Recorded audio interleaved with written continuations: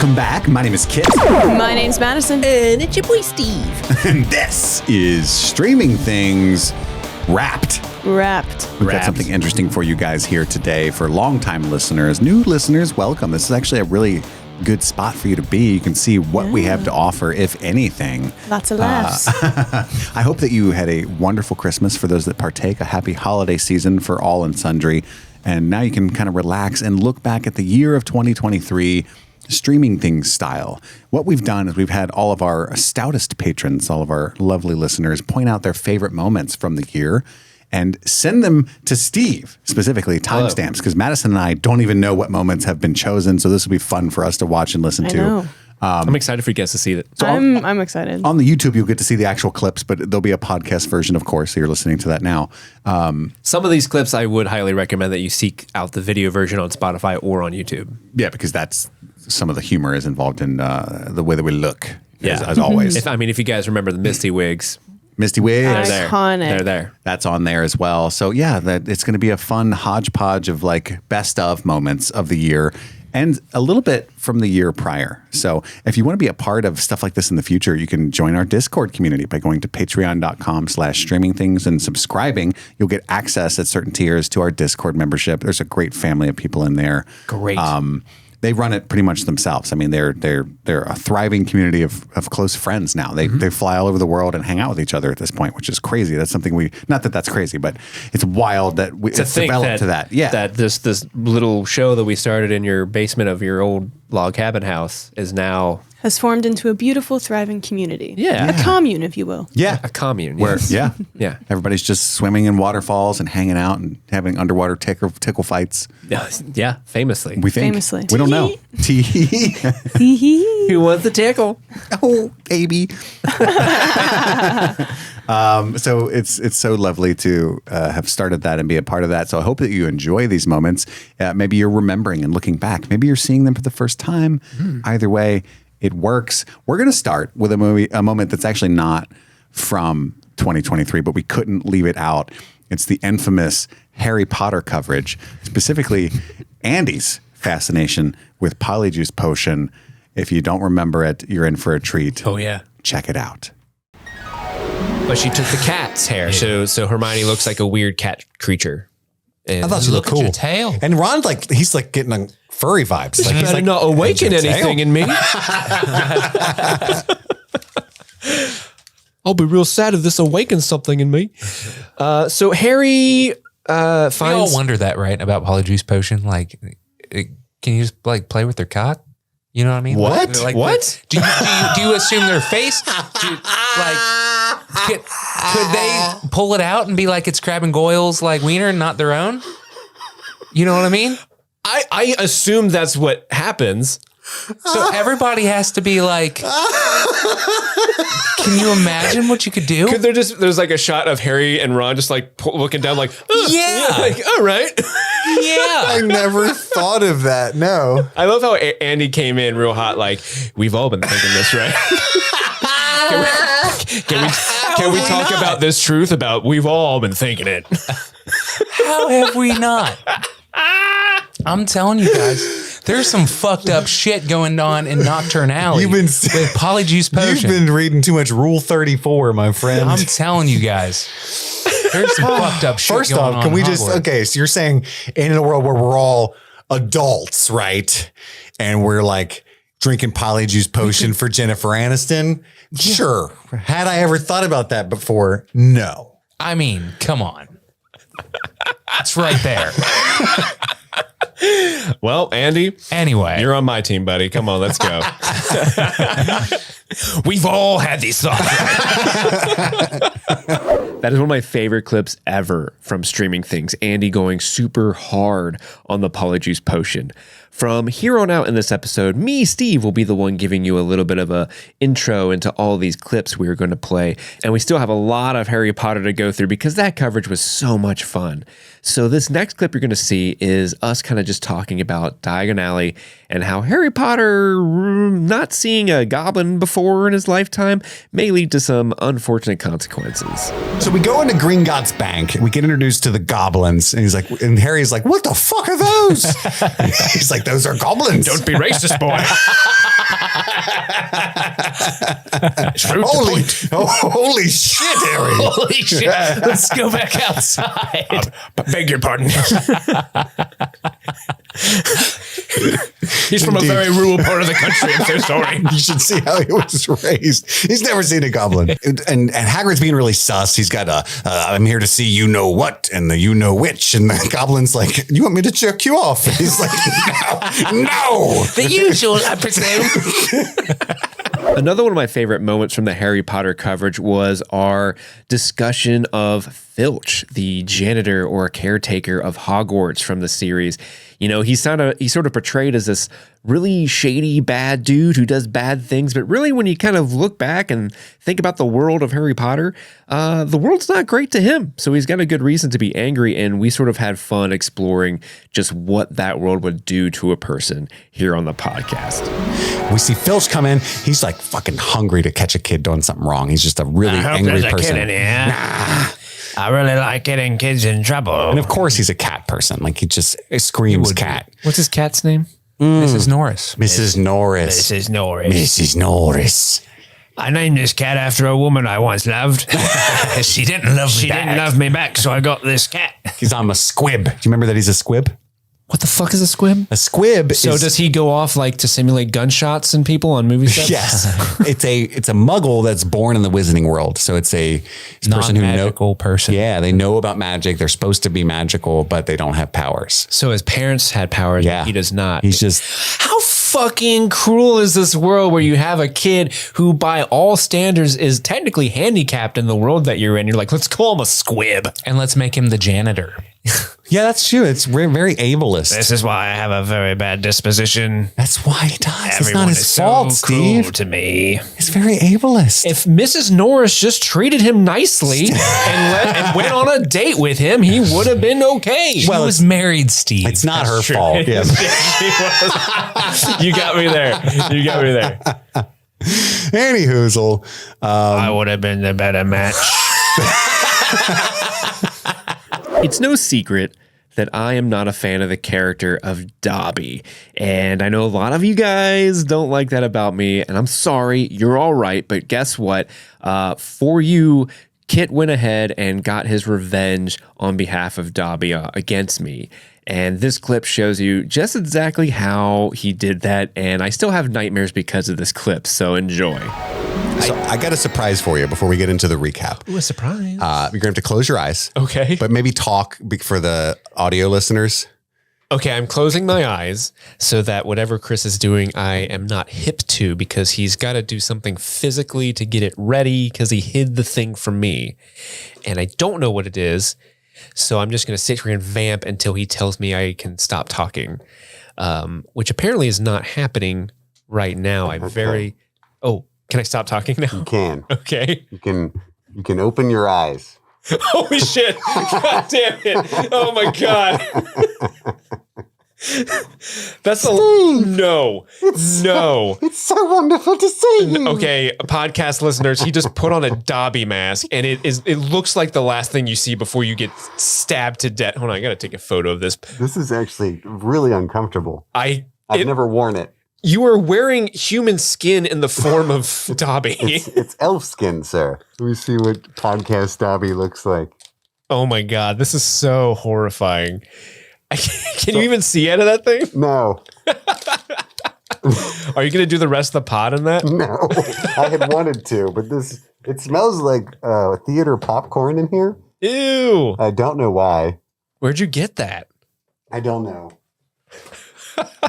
Seriously, that looks like something a horror villain would wear and kill teenagers. Like Happy Death Day? Yeah, 100%. My wife got it from like a bargain bin place, and I was like, oh my gosh. Or she FaceTimed me like, should I buy this? And I was like, absolutely, yes. I'm going to wear that for 3 minutes on the pod, and it's going to be wonderful. Ooh, that no joke. When I opened my eyes and saw you sitting there, my heart skipped a beat. I thought I was about to die. So you have a new fear. Aliens and Dobby come to kill you for laughing at his death. Human-sized Dobby. Fun fact, that's basically how I look without my hat. You thought I was a bad character? Dobby will show you. He would definitely fill his sock with rocks and beat you to death with it. Dobby gives Steve a sock. Our Harry Potter coverage from late last year, early this year, gave us a lot of laughs, but it also taught me a thing or two. I know it taught a lot of our listeners, especially of a certain generational vintage. We definitely learned what the term Riz meant, the classic Gen Z slang Riz. And here's Kit telling me exactly what Riz means last year. Moody's like, the only person who's ever survived the killing curse is Harry Potter. And Harry's Sitting like, in this room. not even looking at him, even though it's right in front of him. What? I wasn't paying attention.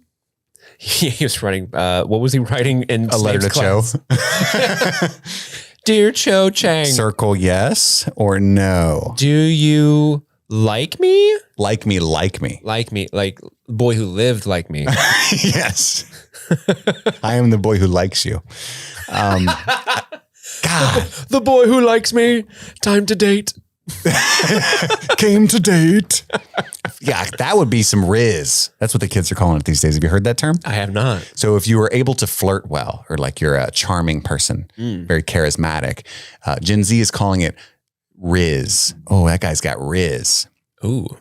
And then they do really cool things like puns with that. Like, oh, that bro's the Rizzler. I don't like that one. Bro's the Wizard of Oz.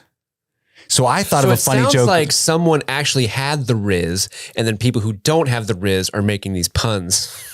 Sure.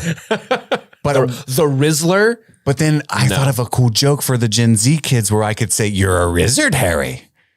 What do you think? I mean, it's your TikTok career. I just got to make it work somehow. Of course, we can't move on from our best of Harry Potter coverage without talking about the Dementors. These characters were, just something that Kit and I just had fun sort of riffing on about, oh goodness, where's all these children? I got to go find them and suck their souls. We had so much fun doing that, and thankfully you guys enjoyed that too. And here are a couple clips of the Dementors just having fun for your enjoyment. It was like something in the sky to where he wouldn't notice Dementors were around him. Gotcha. Because in his peripheral, he just thought it was the umbrella kind of thing.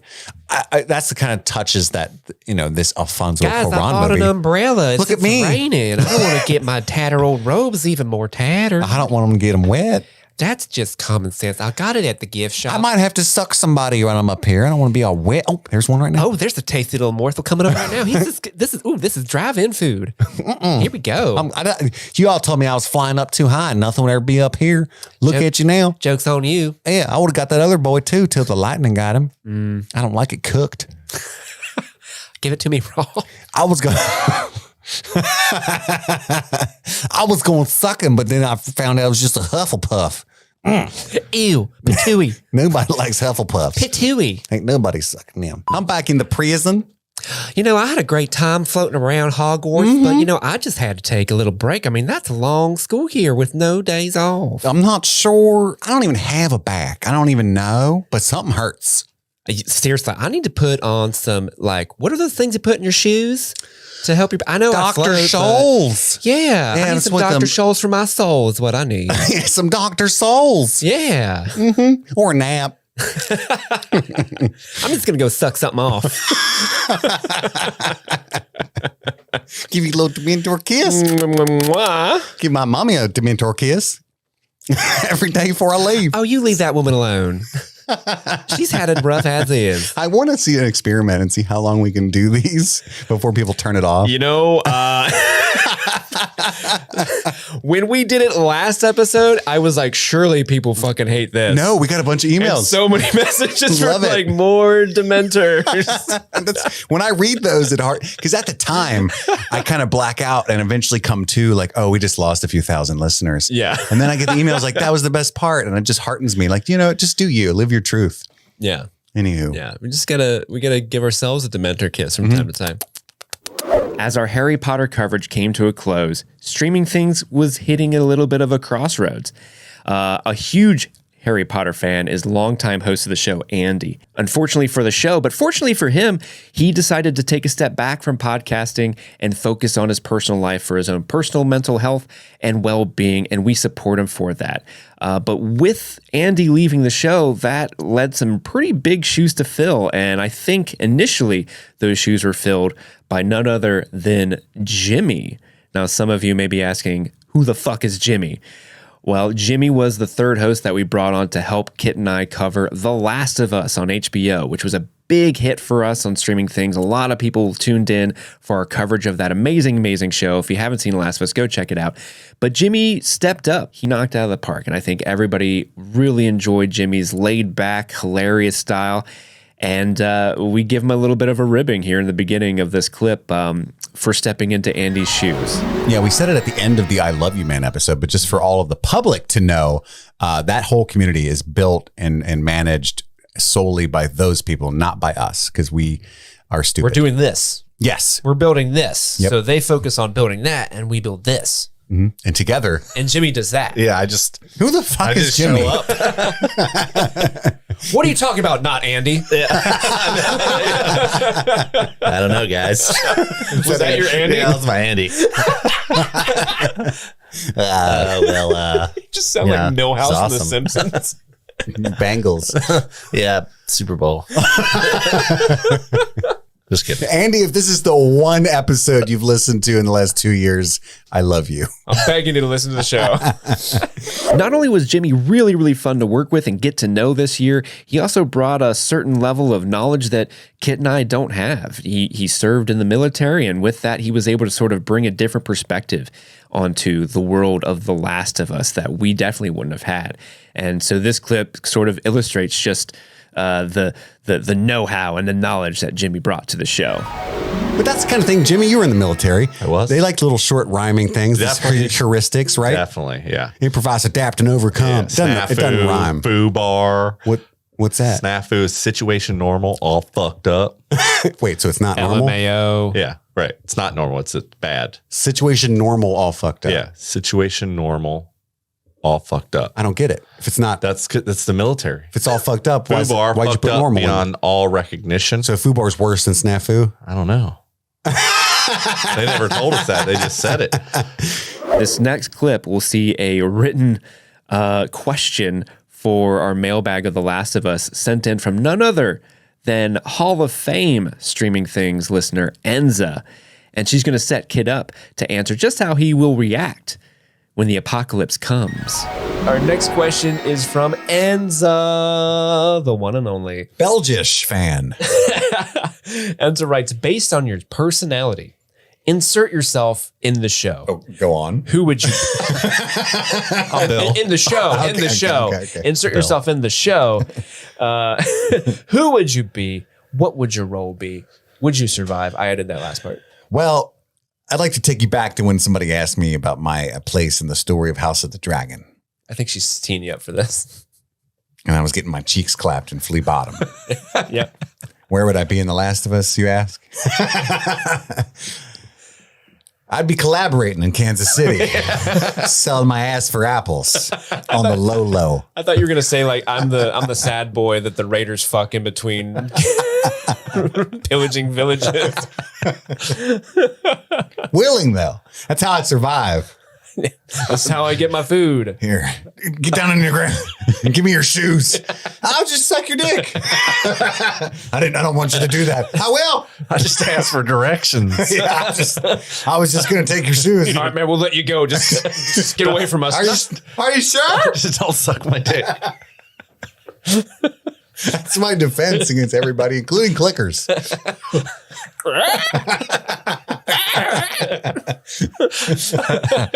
Can't see me, but you can feel me. When I think back on our coverage of The Last of Us, I, of course, cannot forget about old Sniper Tone, one of the most beloved Streaming Things characters to ever be born from this podcast. And this next clip shows the origin of just how old Sniper Tone came to be. Joel sneaks up to the old man sniper.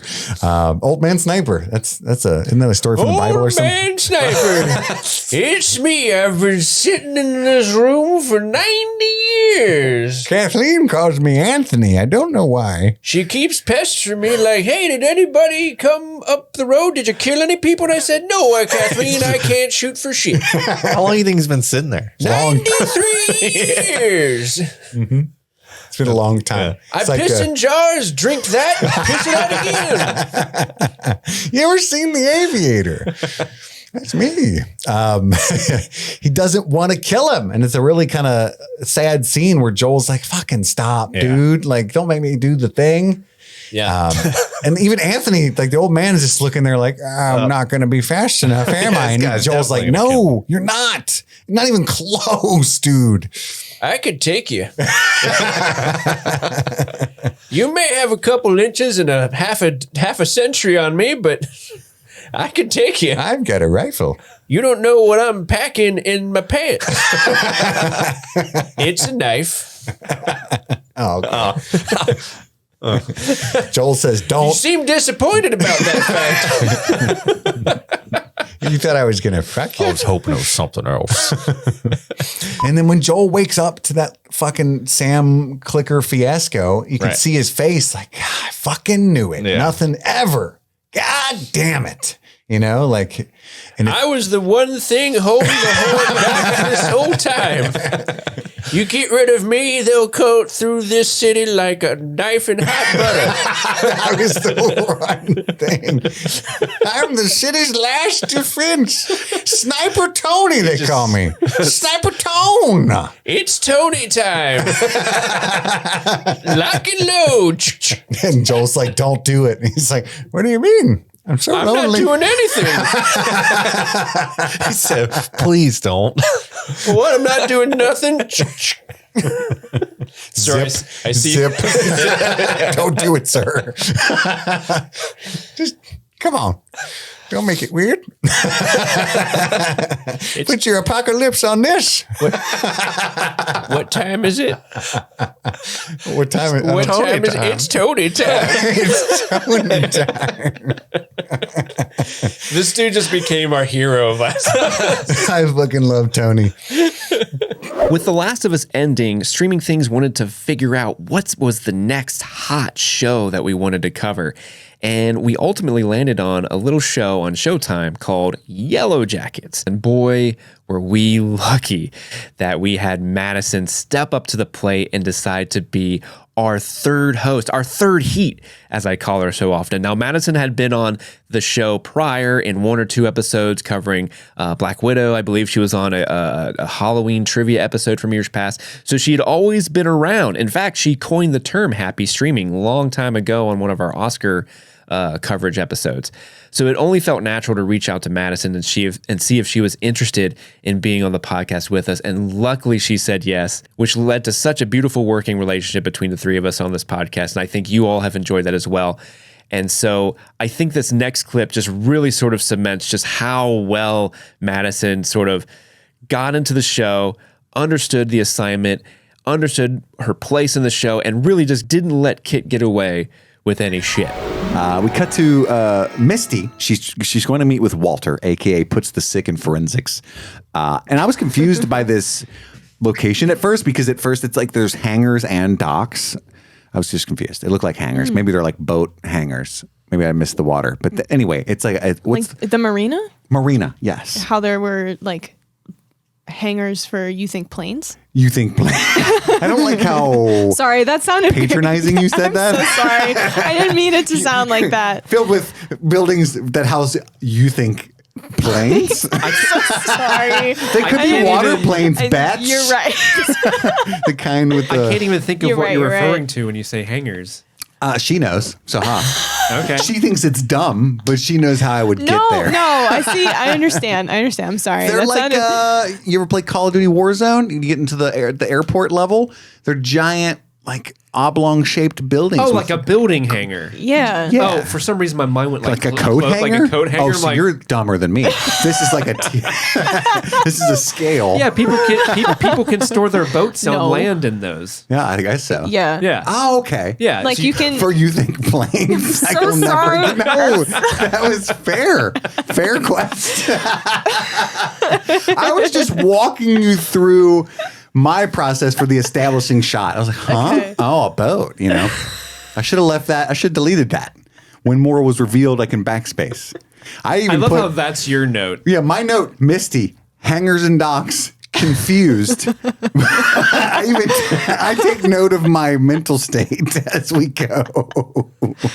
Anyway. I think the establishing is appropriate for the marina. Sure. The building there is appropriate. It should be there. yeah, boats go in there. Duh. Not only was Madison willing to step up and sort of show that she knew what she was talking about TV and film, she was also really, really funny. And one of the best ongoing jokes that has persisted even beyond the Yellowjackets coverage was none other than the baby. When he asks that, the pendulum makes the infinity symbol instead of a yes or no. And everybody's a little like, head cocked at that, but not too concerned. And then Lottie starts to scream right before the window blows open. So like the camera, does this like Sam Raimi thing where it POV flies toward the window. Yeah. And then she screams and then it blows open. And everybody freaks out at that point, mostly because Lottie's screaming. And then she starts speaking in tongues. It's in, she looks at, is it Van? No, she looks at Shauna and says Shauna. it's in you. It's and in you. Shauna's, kind baby. of confirming she's pregnant. I didn't catch that at the time. You didn't catch that? No, I was like, Your genuine surprise was so funny. The baby. Oh my God. I like TV. Girl. That was amazing. Wow. See, we should watch it together. You get all of that. We should. Now, I had known Madison a long time, even before she ever got onto the podcast. And so really that has led to us sort of being able to riff off each other and play these different characters and just have a lot of fun. And we definitely had a lot of fun sort of impersonating Travis and just being this guy that just didn't understand the land of babes. And it was always fun to sort of dip into these characters with Madison. And this next clip shows just that. And the coach says, yeah, that'd be a good idea. Put her in the plane. Then everybody will just think she died with the rest of them. Even though really you guys ate her. He didn't say that, but that was left unsaid. It was Yeah. implied. Everybody knew it was coming. It was implied. He's not doing well. He's hungry. He's the only one who hasn't eaten. Yeah, poor bastard. Yeah. And now he's scared that everyone's going to eat him. Yeah, Travis later. Yeah. What's your problem? Are you all right? You're acting weird, dude. Jeez. First, you didn't eat the delicious meal we had last night. We all noticed your absence. My brother's dead. All right. I got laid. My stomach's full. Yeah. I got laid. What are you doing? Yeah, man. Come on. I just had Jackie and I'm about to have sex. It's the best day of my life. This next clip was just Madison and I. It was a huge challenge for us because Kit, I believe, was out on vacation. And so it was just her and I for the very first time recording an episode, just the two of us. But I think we rose to the occasion. This next clip is just more of us goofing off with the Travis character. I will say, if you are watching this on video, the cameras did not work on this episode. So there is no video. You'll see a clip show of what actually did air. But I think the gold is just in what we're saying and how we're impersonating Travis for sure. Travis is crying. I'm just very emotional, right now, guys. There's a lot of estrogen here. We're literally giving birth to life. This is our baby. This is coming into the world. I don't know if this is overstepping my bounds, but I have some names picked out. All right, we've got Travis Jr. That's we can debate that one. If it's a girl, I was thinking of Cindy because I like Cyndi Lauper. Love them jams. Yeah. Or Cindy Crawford. There's a lot of Cindys. There's a lot. Or Brooke, like Brooke Shields. Brooke Shields. I spent a lot of time pleasuring myself to Brooke Shields around this time. Some of the I would like names? to honor her. Or Pamela, from that Playboy we saw. Yeah. Let's do it. Van, I know you get it. Yeah. Let's go. Ty, I know you can. Why does everyone tell me to shut up? I love how we just listed all female names when it's a boy. Travis is the boy. Oh, well, then Travis Jr. Travis Jr. Easily. What else is there? We can't name it after Coach Ben. Yeah, no, not flexed. one leg Ben over there. He wouldn't even put his like pubes on the deer skull. Like that's the Maury even did something similar. Come on. I know, like what the fuck? Those actually were Mari's pubes.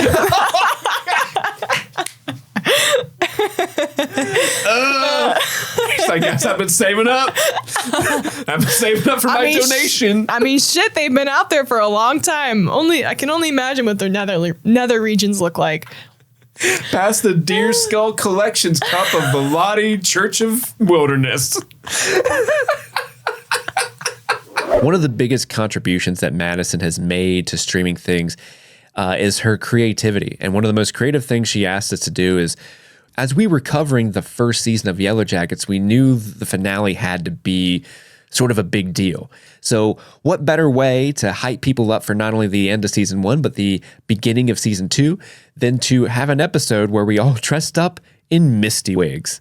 People on the YouTube can already tell shit is going down. Yes.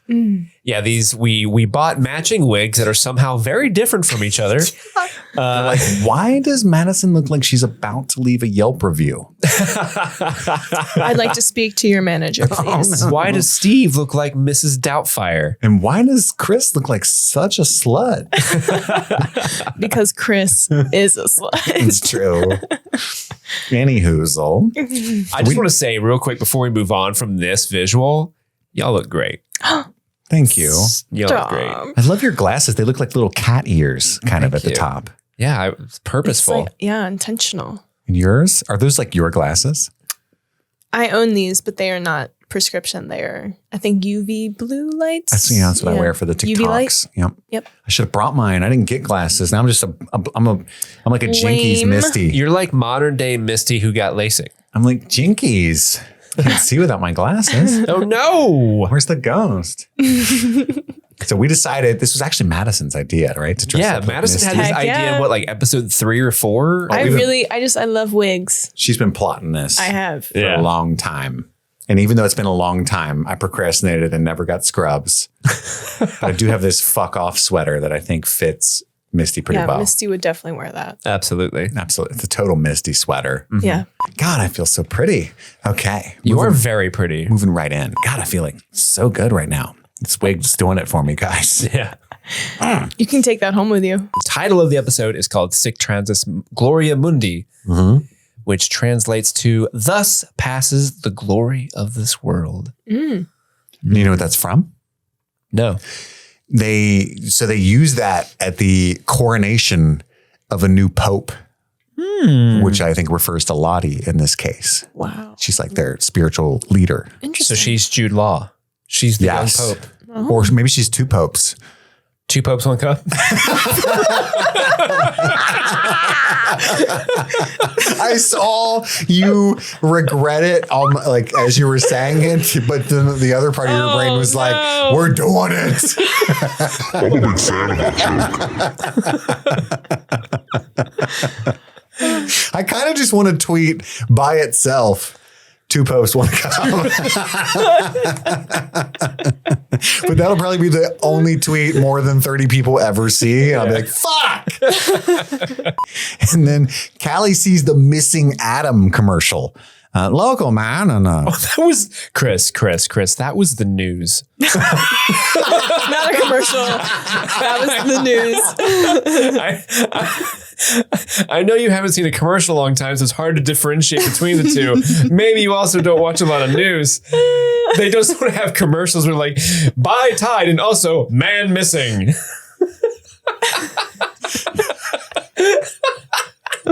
I fucking wrote that. What'd you write? Missing Adam commercial. Guys, I want to say it on public record. If I go missing, I want you guys to make a commercial about it. Buying any airtime. Oh, I see. I thought we were friends. For 3 people at the nursing home to know you're missing. 3 people that look exactly like you do right now. That boy looks like my grandson. Where am I? I'm missing. Yes, you're right. The news. something else I haven't seen in 10 years because I don't care. Nar. Nars Karen. Nice cone. There we go. Nice cone. I'm terrible when I try to do the Australian trick. Bondi Apparently, Beach. if you say nose cone, it's supposed to help you talk in an Australian accent. Nose cone. Nice cone. Nose. No, now I'm going British. That's not a knife. That's not a knife. That's not a knife. This is a knife. I can do like a cartoonishly You do a Australian. Crocodile Dundee. I do. I like crikey. Yeah. Crikey, look at that gate over there. Look at this beauty. Look at this beauty. Good eye. Good eye, mate. By the way, there's not a single fucking Australian. I got Scottish. What was that? You went like brogue. Whoa. What's brogue? Scottish brogue. Huh. Brogue. Drogue. None of these accents are in the show. I don't know why we're doing this. Welcome to Streaming Things. Yeah. It's the multiverse of Missy right now. Yes. We're- there we we're go. Misty Australian Misty. multiverse. Yeah. Australian Misty. Misty everywhere. Misty, Misty everything. Misty everywhere. All at Misty once. Yes. Yeah. That was the best place you could have put those pronouns for sure. Yep. or proper nouns. Madison joining the show was such a big deal for us in 2023. Not only did her point of view lend itself to making our Yellowjackets coverage even better, but her creativity, her sense of humor, her thoughtfulness, the way she just instantly was able to connect with the two of us on the podcast and connect with you guys, the listeners. She is really the third heat. I've said it the whole time. Like, we love having Madison with us, and she gave so much to the coverage of Yellowjackets specifically that Kit knew that we had to thank her in some way. And this next clip is exactly how we thanked her. So let's take a look at one of the more heartwarming moments of 2023 for Streaming Things. This is a good time to do this. No, this is a good time to do this, right? You guys might know. I don't know if you can see behind me. I can't see my camera feed Here, there. I'll jump to your camera 1 second. Jump to me, bro. So back here, I just gotta get it up. I got a gift in the mail from the Yellowjackets people. It's pretty fire. It is a yellow jacket. I don't think you remember me talking about this on the show. You wanted it. Shameless. Yeah. I saw another influencer. He was like, "Oh, I got my jacket. I'm so cool." And I was like, "Holy fucking wait up!" So I emailed Yellowjackets, and I was like, "Yo, give me one of them jackets." And they did. They Yeah. gave it to me. It's pretty sick. And I don't think I look anywhere near as good in it as you do, Madison. I would like to give it to you. It is yours. No, Chris. That's why I asked you to try it on. No. It's yours. No. Yes. You will appreciate it so much more. Stop. Stop. That's you. It's yours. No. It's a little too warm out right now. Chris. It's yours. Chris. No. It's yours. And listeners of the show I'm might gonna know. grip it really hard. Unless you want You can't. I'm not taking it back. Chris. I'm not taking it back. It's over there on that side of the table. It's gone. It's dead to him. I have been trying to think of a nickname that I could like call Madison that would show my affection for her, but I can't call her Maddie because she has a friend named Maddie. And so that only leaves Son. You know, it's the other half of her name. But that's weird, you know. But here you go, Son. You know, Chris. Thank you. it's been the plan the whole time. For a while. I called Steve a while ago. Like, do you think she would like it? I think she would like it.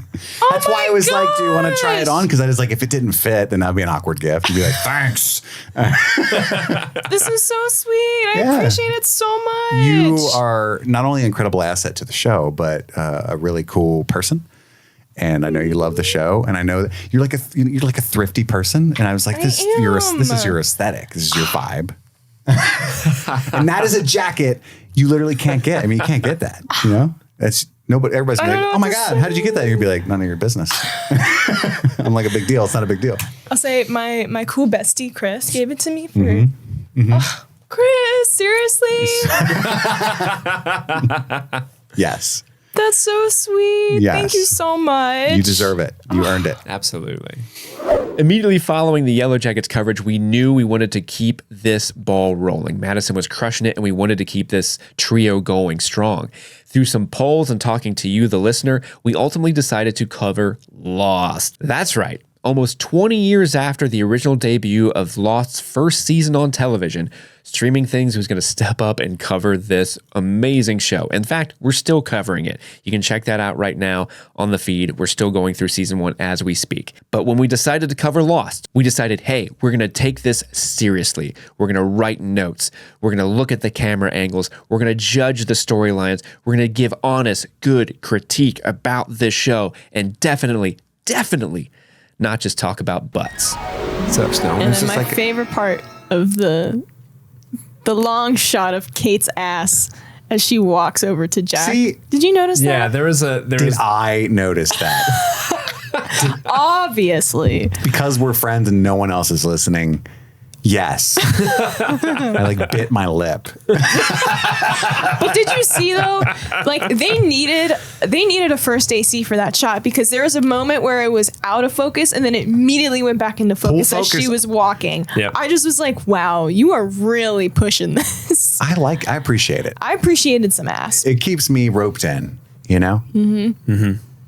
I'm equal opportunity. No, I was like, Strip all right, Boone all the way down. please. Him and we should show him. Suck me, daddy. Remember we said that in the first episode? No. Dude, I love Ian Somerhalder. Are you kidding me? You love wasn't love. Was he in like a vampire show and he was like a hot, sexy vampire? Vampire Diaries. Yeah. Yeah. Yeah. Suck me, baby. Okay. Not me. I will be your thrall, Ian Somerhalder. That's my Mile High Club favorite moment right there. Suck me, baby. Suck me, baby.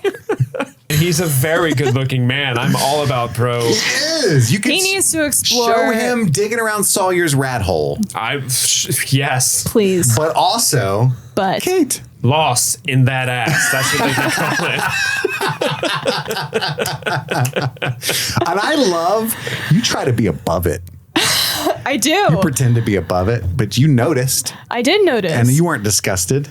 You're just what we call perping back in my day. Perping. Yeah, look it up. How metro Perping. of me. But it was definitely male gazy. Yeah, I was like, all right. but oh, here's the point of the scene. Like it was it wasn't a diegetic edit, but it was like a butt edit where you use the Like sex ass, appeal. ass. Like a Michael Bay kind of shot. He always does like cheeks up to introduce Yeah, characters. push in, tilt up on the I'd cheeks. Like to. Yeah. Sawyer's Hole. One of my favorite moments so far from this coverage is something that Walt said in episode 5 that kind of came out of nowhere, but it has persisted as an ongoing inside joke that Streaming Things loves to bring up from time to time. So let's take a listen. And we cut to, and I know this is inappropriate, but I just thought it was such a strange choice writing wise. Like Walt turns into Short Round from Temple of Doom. He just runs up to Kate and he's like, "Pregnant lady, fall down." Since fucking when can Walt not form sentences?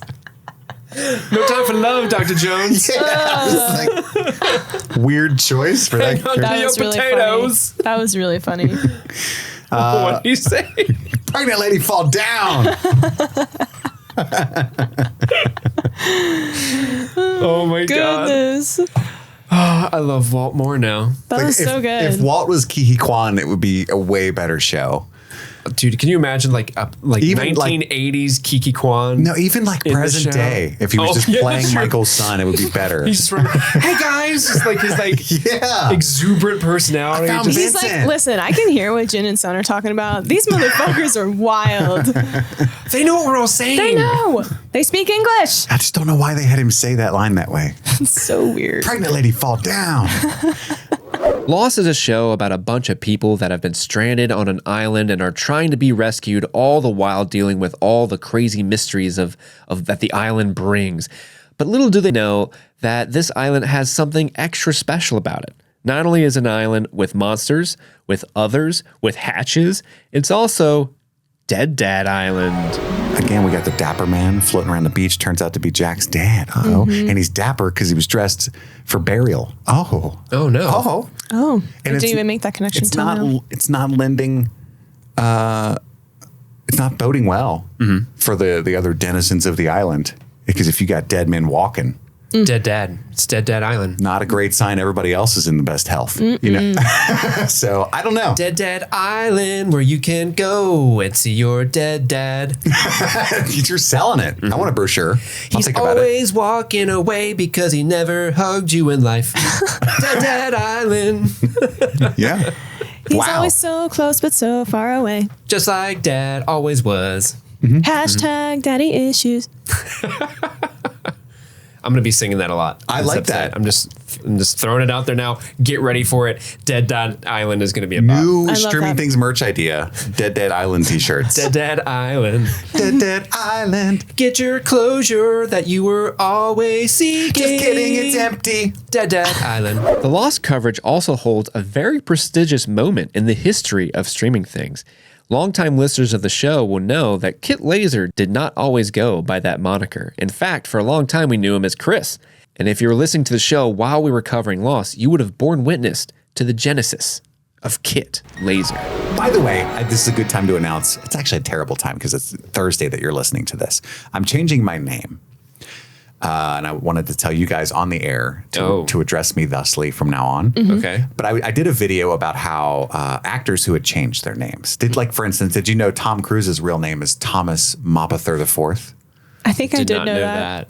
Yeah. Jamie Foxx's real Good name call on his part. is Eric Yeah. Bishop.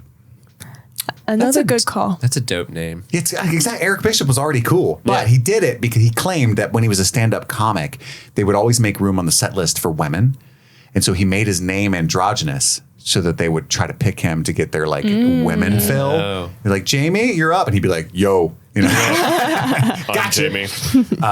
Anyway, so there's a bunch of those, and I started thinking like, so it's not that these people were born with these famous What a names. wholesome story of a man taking jobs from women. Right. Love that. What a wholesome story that was. So it's not that these people were born with these famous star names. It's that they chose the name to become a star. And so that I have that ability. And so it is. Oh, and I also found out, this is the last one, Kit Harington's real name is Christopher Harrington. And Kit is a shortened version of Christopher in many countries, just not really America very much. Oh, okay. I didn't know that. I think Kit's a cool name. Exactly. Which I is do why like my Kit. new name is Kit Laser. And you will refer Kit to Laser? me. Yeah. Kit Do Laser. I have to call you the full name? You can just every call me time? Kit. Oh, Kit. Well, I Okay. feel like it's one of those things where you can't just call George Clooney George. You have to say Kit Laser. But I think you can call George Clooney just Clooney. Yes. So you can just call me Laser. Laser. Hey, Laser. Is that So Laser? I've actually changed it to Kit Laser on all social medias, and I will really be. Have you really? I really will be making this a thing because it might be Okay. the thing that just catapults me. You know, Kit it's Laser. Kit Laser. Kit Laser. Formerly known as Chris. This is my good friend, Kit Laser. Ooh, Meow. okay. I don't hate it. Sorry, that's the only laser sound I have on my Yeah, it Star sounded Trek a little board. weak. It sounded a little original Tron-y. This you is know? technically a phaser. Kit Phaser. That would explain it. Or what about this? Kit Laser. That's That's much good. better. Okay. That's good. But I would prefer a lightsaber. Meow. That's not on my Or board. just pew, pew, pew, pew. Yes. Those And noises. Just if you could just hang out around me when I introduce Yeah. myself, just Pew, pop up pew. over my left shoulder. Hi, my- pew pew. My name's Kit Laser. Pew, pew, pew. One of my favorite things that Streaming Things does is what I call the chosen films. Now, chosen films are exactly what they sound like. They're films chosen by listeners for us to review. Now, these listeners get this opportunity by signing up at the appropriate tier on our Patreon, which you can do so at patreon.com/streamingthings. At that tier, you are able to tell us a movie that you would like us to review. And we have reviewed so many films this year. So many. And let's listen to a couple of clips from these chosen films. The first one being the movie Twister, where we definitely understood that we were supposed to review the movie. Today, we're talking about Twister, baby, and we've been playing it all day to prepare. Steve, when you went right hand red, I couldn't believe it. Dude, I thought I was done for at right hand red, and then I spun a left foot blue. Oh my gosh, this is one of my favorite games of all time. Madison, what do you think fun. about Twister? Man, I remember playing it when I was little and so nostalgic, you know. I don't know, being on Not all as fours. flexible as I used to be. Right, yeah. Yeah. Back back in your heyday, you could go from one end of the mat to the other, full split, spread eagle, get them wins, buddy. Yeah, now, I don't know, bending over just a little bit. My back can't do it. My sciatica. So nostalgic being on all fours. Yeah, I shouldn't have said that. Man, the good times I've had down here. Is that what they're referring to when they say the hot spot? I believe so. I've never found it. Yeah, you wouldn't. I don't believe it exists. Oh, man. Oftentimes when reviewing TV or film, we make mistakes. We're only human. Whether it's we misquote somebody or we don't catch that important plot point that zipped right by, it happens. But fortunately, our other hosts are here to keep us honest when we do make a mistake, just like in this clip from Forrest Gump. There's some bangers in there, but I think Credence is used in every single like major Vietnam movie, is it not? I feel like it's a rule at this point. Like you got to use. If you get the Credence. helicopters, it's either that or Flight of the Bumblebee. That's it. Yeah, Fly the Bumblebee. So then, Gary Sinise comes in, and the whole movie Oh, changes. I'm just sorry. It's not Fly the Bumblebee. It's Fly the Valkyrie. That's what fucked my brain up. Yeah. You see me go, I'm not going back. Because you said Fly the Bumblebee, and that is a song. So I thought you were making a joke. Like, oh, that would be really funny. That's way different. Flight of the Valkyrie is what I meant. Yeah. I was trying to breeze past it, and you saw my brain reset where I'm like, do I acknowledge it? No. Who's going to notice? 4 people that email me? Yeah. But Flight of the Bumblebee is even better. Let's add that to some Vietnam War Just do footage. Apocalypse Now with Flight of the Bumblebee. Make it all cartoony. They're flying in. Flight of the Valkyrie. Way different. One of the most iconic reviews of Streaming Things said something like sophomoric misogyny, 4 stars.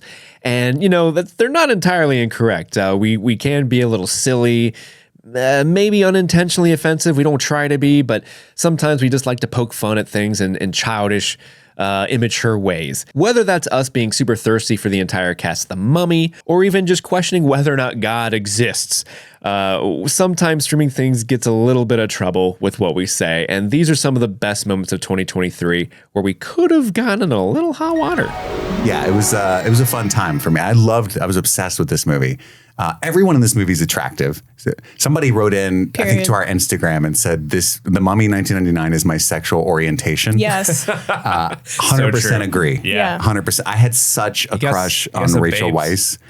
Oh, Same. man. I have such a crush on Oded Fair. Like, that dude is an attractive man. It's Yes. true. It's true. This entire cast is just hot. I was Brendan obsessed Fraser. with all of these people. Yeah. Himbo to the max. Like later on in Even life. Arnold Vosloo, ooh, baby. Oh, for sure. Looking like a snack running around sure. in that chainmail booty shorts at the end. Even when his skin wasn't fully on, I was like, wow. I didn't hate man. it. And what his mouth can do? I can only imagine. Imagine. He can unhinge that jaw. It's not even CGI. No, I that's- Googled it. That's just Arnold Vosloo himself. And Lieutenant Dan shows up while he's just like I think he's in New York City on New Year's Eve. Is this where he shows up the first time? Yeah, so he's on that talk show with John Lennon. And Oh, then that's why he's in New York. When he's leaving, Lieutenant Dan meets him like, they gave you the Congressional Medal of Honor. Well, yes, they did. Yes, they did. And then, of course, they're in New York and he's pushing Lieutenant Dan around. I'm walking here. And he does I'm walking here. But he's in a wheelchair. Yeah. We love ableism humor. We don't use that soundbite. That's not true. I was poking fun. Unless it's Robin Hood Men in Tights. That's true. Talking about Blinken. Every one of those jokes landed, and I'm not proud of it. By the way, what in reality, I don't mean to be weird here, but it's just I'm keeping shit real. Keep it real. What a terrible life knowing that your husband or wife is just watching you at all times, but you're supposed to live a new life. Yeah. Like it's like when you're a kid and you think God's real and just watching you all the time. Some people still think that, depending on your religious stances. I know, but I mean, Maybe you should have said when we thought Santa Claus was real and he was always keeping a list and checking it twice. That would be the less offensive thing to say. go say sure. Don't take that out. I'll take the brunt of it. I don't give a shit. Okay, all right. This next clip is in the same vein as the previous three. It is actually the most controversial clip, I think, in Streaming Things history. Never before have we had so many people write in telling us how funny they thought it was, while at the same time an equal amount of people writing in telling us how offensive they thought this clip was. And for those of you who are offended by this clip, we don't mean anything by it. When you're covering a topic like this movie, and this movie is Silence of the Lambs, a movie about serial killers. Sometimes when you're doing that, your toes dip into the well of the macabre. And that's really all this is. It's kind of like, this is so messed up. We gotta kind of laugh about it. And that's what we're doing here. And a lot of you agreed with us that it was funny. And so that's why we're keeping it into this best of compilation. And so without further ado, this is the most controversial clip of Streaming Things in 2023. And that is the C block in Silence of the Lambs. And you can tell, like, she starts like getting watery eyed, like he's cutting to the truth of the matter, or at least some inherent vague truth. And I forget who she even asks about. Who was his first? Oh, he talks about the first guy who tried to like analyze him like this, I think. Yeah, that another doctor. I ate his liver with some fava beans and a nice Chianti. Sounds like the Lord of Kisses. Oh, Which is iconic, and that's in Cable Guy, right? Yes. Jim Carrey does it well. But then he basically tells her to fuck off in a very direct way that scares the shit out of her. Like, fly, little starling, fly, fly, fly, which is like, there's a lot of bird fly. imagery in this movie that I really appreciate. And so she flees, but not fast enough because Miggs throws a whole wad of nut on her, and it's not cool. Spider-Man. He's been just cranking away at that while she was talking. The fucking doctor standing at the end, like, yeah. And you know, because he said he was going to keep an eye on her, so you know they're in that little room, like, hey, check out Miggs. He's got a Spider-Man her. $10. Yeah, they're like, Barney's like, I remember when he threw a nut on me. He does that. Yeah. That guy. That's how he tells. That's his love language. If he wasn't crazy, he would be a quarterback. Barney's just got these stains. Poor Barney. Poor Barney. But I love how Hannibal is like distraught, like Clarice, I love it. I hate it when big Spider-Man's people get back here. Yes. He's not a web slinger. He said he can't stand bad manners, right? And that's really rude to throw your cum on somebody. In some circles. Yeah, circle jerk is okay. Yeah. Is that what you're saying, Steve? Depends on the circle you're in. One particular circle where that's okay. You're just like cha cha cha. But even that, it's just collateral damage. You're never supposed to intentionally. I guess. Chris, go on and tell me. I want you to break that down for me. Here's the ground rules. No eye contact. Number 2. That's a given. That's really the only rule. Number 2, we all know what the bucket is for. Number 3, We don't talk about the bucket. and number 4, why are we here? Spider-Man. Anyway, that's how we play. So he starts screaming for her to come back. Like, He does. she's like covered in cum. And she does come back. Hits her with it.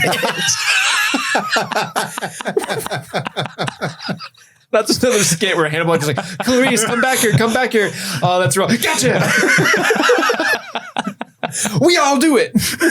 We all do. That's why they call it here for. That's why they call it the C block, because we be coming. Plot twist. That's why we're down here. Everybody else has windows. We, for obvious reasons, do not. Barney knew. That's why Barney stayed in that room. Yeah, good luck. You'll be fine. This episode is sponsored by BetterHelp. It's the holiday season, the season of gift giving. If you're like me, you've waited until late December to think about it, and now everything that you try to order on a website is not going to arrive until after Christmas. That's the opposite of the holiday spirit. That's stressful. We've got a gift that you can give yourself. You can get a subscription to BetterHelp and give yourself the gift of therapy. If you've never tried therapy before, it's a great way to get into it. You can fill out a questionnaire and get matched with a therapist. And if you don't like them or you're not meshing, it's easy to switch. You can just get another one. And it's all online, so you don't have to stress about the traffic and the driving and the location and all the logistical things that always help you talk yourself out of giving therapy a try. So I think you should do it. This holiday season, lower the stress a little bit. Give yourself the gift of mental wellness. So in the season of giving, give yourself what you need with BetterHelp. Visit BetterHelp.com/streamingthings today to get 10% off your first month. That's BetterHelp, HELP.com/streamingthings. Ho, ho, ho. Happy holidays and happy streaming, everybody. This month, we want to give a special shout out to all of our patrons who keep the lights on at Streaming Things, but we especially want to give a special shout out to the super patrons. They are Kaylee Sampson, Stanton Valentino, Anthony Corona, Infamous, Brent Stradamus, Sunshine, Huckleberry Cauliflower, Optimus, Mike from New Hampshire, Brett X, Emily Scarano, Little Tickler, Svento7, Jay Scramo, Haley Anderson, AK Ashley Ray, Adam Busby, Wendy O'Laughlin, Joey Stewart, Jason Hawkins, Big Butthorn, Conrad, Rabbit Dog in a Barbie Car, Charlie Friday, Alexis Adler, Linda Eklund, Emmy, Joe Velez, John Collins, Amber McVeigh, Amanda King, Trisha Bueller, Sun Loving Mortal, Suzanne Rode, Lauren Waller, Jadinklage Morgoon, Jen Robinson, Kalisha Reeves, Aaron Armstrong, Kevin Strother, Ryan Moore, Ashley Powers, Stephen V, Casey McCain, and of course, Enza. Thank you all so much for supporting the show. And with that, let's get back to it. Absolutely. The biggest thing to rock the entertainment industry this year was the writers and actors strike that happened during the summer and fall of this year. Movie studios didn't want to pay their writers or actors their fair wages, and so these artists went on strike, effectively halting the entertainment industry. And we here at Streaming Things stood by the artists in a very controversial move that honestly, I think lost us a lot of listeners. It definitely affected our bottom line for a very long time. We're only now starting to dig our way out of it, but we felt it was important to stand with those artists and also strike. So what did we do during that strike? We didn't do our companion shows, and we didn't cover new material as per what the WGA and the SAG-AFTRA listed out in their guidelines. We wanted to make sure we were being a great ally to these artists. And what seemed like at the time could be like a very dire moment for the show, for the three of us, Madison, Kit, and I, it actually turned out to be sort of a great awakening for the show. Things got a little weird during this time, but I think, honestly, it was the most fun I've had on the show in a long time. It really stretched our creative juices, and it really sort of solidified our relationship with some of our most ardent supporters. And I can't thank all of you enough for A, sticking by us during that time, but B, some of you like actually helped come up with shows and produce the content you wanted us to create. And we had such a fun time doing that. So this first clip is a really fun story that Kit shared with us. You know, the strikes are just happening. Media journalism is trying to figure out, you know, at the same time as we were, what this all meant. So as a TikTok celebrity that Kit Laser is, they of course reached out to him for comment, and this is his hilarious story for how that went down. Yeah, Kit Laser made the news, for those of you that don't know. Yeah, talk about this. Yeah, let's hear about it. So after hours, like you said before, it's very laid back. We're just hanging out. We tell personal stories about ourselves and our life. Chris, or Kit, I'm sorry, forgive me. Wow. Let me ask you about this article that happened. Yeah, so it's kind of, I think it's fun. I think it's a fun story. Yeah. You know, I did a video, I explained this on air a couple of weeks ago, but I did a video talking about how actors change their names 9 times out of 10. It's because the Actors Guild, SAG, you can only be registered one time under a certain name, right? So once there's a Tom Cruise registered with the Guild, there can be no other Tom Cruises registered with the Guild. So a lot of people change their name for that reason. For instance, Tom Cruise's original name is Thomas Mopather IV. So he went by his middle name, Cruise, so on and so forth. Happens all the I can't time. believe there were 3 other people that preceded him named Thomas Mopather. Michael- Right. Mopather. Mopather? Well, he probably just didn't want to go by that name. That's, but Michael Keaton's real name is Michael Douglas. And there's already a famous Michael Douglas. That would have been tough. Which is funny because Michael Douglas's dad, Kirk Douglas, his name is not Kirk Douglas. So if he had not changed his name to Kirk Douglas, then Michael Keaton would be Michael Douglas. In a different universe, that's the case. It's just interesting. Wow. So I, as the a joke, multiverse of Douglases. Yeah, and I found out by doing my research for that Kit is short for Chris in most countries. And so Kit Harington's real name is Chris Harrington, but Kit is just short for Chris in the same way that Jim is short for James, right? So I was like, ooh, at the end of this, I made a joke. And I said, so my name going forward will be Kit Laser. And then I committed to the bit so hard. I changed my name to Kit Laser on all social medias. I started going by it here on the podcast. As you guys know, I was just fucking around, whatever. And you found out. I did. So during the strike on TikTok, I went on strike, a couple of days in with the actors and writers and said I wouldn't be talking about new movies and TV shows. And things have progressed. Every day we get new information. I basically hardly talked about movies at all on my main platform. But NBC News, national news, reached out to me a couple of days after that video and said, hey, I'd like to get some comments from you about the content creators who are going on strike in solidarity with the actors and writers. And I said, no, I'm not comfortable being a spokesperson, representing myself as the spokesperson for content creators during this unprecedented and confusing time. Yeah. Thank you for reaching out. Which she could have used that quote and it would have been a better quote than declined to comment. But so they wrote the article anyway. I guess I didn't really think about how news works. And took a bunch of quotes of mine just from the video and said TikTok creator Kit Laser says this. And then at the end of the article, it's like Laser declined to comment. He said, fuck you, news. I really hope whoever wrote that story hated themselves a little bit for writing Laser declined to comment. So now my name is well and truly Kit Laser. I mean, there is no going back. You manifested it. And that is funny to me. The people of the nation, nationally, you are known as Kit Laser now. So I was kind of right. Because I was like, hey, a lot of these people are only famous because their name is so cool. It helped their career. Mm-hmm. And Tom Cruise is definitely just so much cooler than Thomas Mopather. It only took me 2 weeks as Kit Laser to be in the news. I was kind of correct the whole time. With the new format of the show being all loosey-goosey during the strike, that allowed us more time to share personal stories that we may not have shared otherwise on the podcast. And this next story that Kit tells about Build-A-Bear is one of the best examples of that. I was at the mall with my son. I had a couple of $100. And I was going to buy my son some baseball cards. And I was going to buy myself a bunch of Blu-rays. I'm not going to lie. And I'm walking through the mall. This is your birthday money. That's right. Yeah. It was my birthday money. Your birthday money. And it's right. I was a big boy. I'm walking through the mall. You didn't get the key to Johnny's Toys. You got birthday money. I buy a bunch of baseball cards because I went to the mall because malls are dead. Why was I there is what you're wondering. Because there is a store that I'm aware of that my son really likes that sells baseball cards. So we go there specifically for that place. And then I'm walking by Build-A-Bear. And I'm like, oh, it might be cute if I do something for my wife. Because I see a Harry Potter Build-A-Bear. Oh, so you're thinking you're going to go in and make this Harry Potter cute bear and give that to her? I'm thinking, yeah, I could go in and spend some of my Blu-ray money on a bear. I don't know how much they cost. I've never been there before. That'd be a selfless idea. And I could spend whatever remains. I have $100 left. Whatever remains from the 100 I'll spend on Blu-rays. So anyway, I go in there. I see a Gryffindor bear decked out. It's got the robes, the scarf, a little 9 3/4 ticket. What kind of bear is it?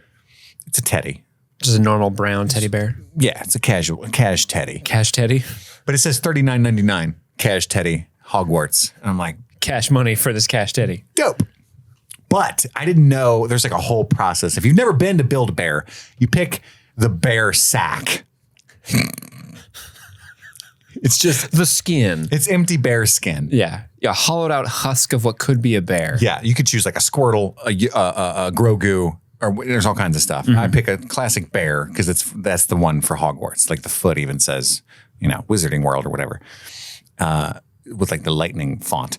So I go, the first station is this creepy lady, creepy young woman. She's just doing her job. It's meant for children, but to me, it's creepy. Why is she creepy? I'm fifth in line, and I have to watch this go down 4 times before you. Yeah, and it's this giant cotton candy looking bit of stuffing filled machine. The client, the kid, puts their foot on a pedal and fills the bear. And she has like this skit that she goes through every time. Like, do you want to pick a scent for your bear so it can smell so good and yummy? And like you pick like a different smell to like rub the bear in. And it smells on bears? Yeah. So you could like pine tree or strawberry or whatever. And they rub it all over the bear. So that I want my bear to smell like the things they put in taxi cabs. That little air freshener. Indian food. Yeah, whatever. And so that's what you do first. And then they're like, okay, now her way of asking how much stuffing you want in the bear is, do you want it to be soft and cuddly or big and strong? And she asks that and you decide, and then they fill the stuffing up accordingly. What does it? I assume they leave a little more air in for soft and cuddly, and they fill it to the max for big and strong. Okay. And then you have to grab a heart out of this little box and put it in the bear. They like sew it up inside the bear, but they have to like activate the heart. And again, this is like this pretend magical ceremony for children. What? So she's like, take the heart, rub it on your arm so it knows how to hug. Rub it on your tummy so it doesn't eat your snacks. Rub it on your chest so it's filled with love. Rub it on your head so it's filled with knowledge. Oh my God. And now give it a kiss. And we stick it in the bear. So this is what happens to theater kids when they graduate high school. Yeah, she's doing this over and over and over, and she's going to the max with this performance. Do you think she loves doing that, or do you think she gets in the back and does like the Patrick Bateman, like slowly peels the mask off while looking in the mirror? She seemed to be like having a good time, but she could just be a good actor. God love her. So it gets to me. I'm 35. I do have my son with me, but he's also way too old for this. He's 10, right? And that I would think that performance is for 5 max.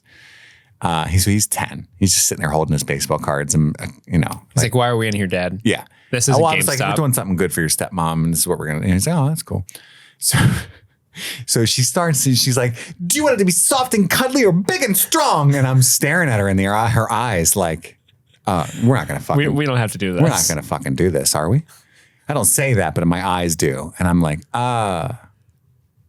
soft and cuddly. And she's like, okay. And she kicks the pedal over to me and like looks at it. And I'm like, are you fucking kidding me? It's like, we're going to do the whole heart. So then I realized she's going to go, she doesn't know how to knot. We're going to go through the whole thing. She's so into the weeds on this script, she can't deviate from it. So I look at my son and I'm like, Mason, come here, bud.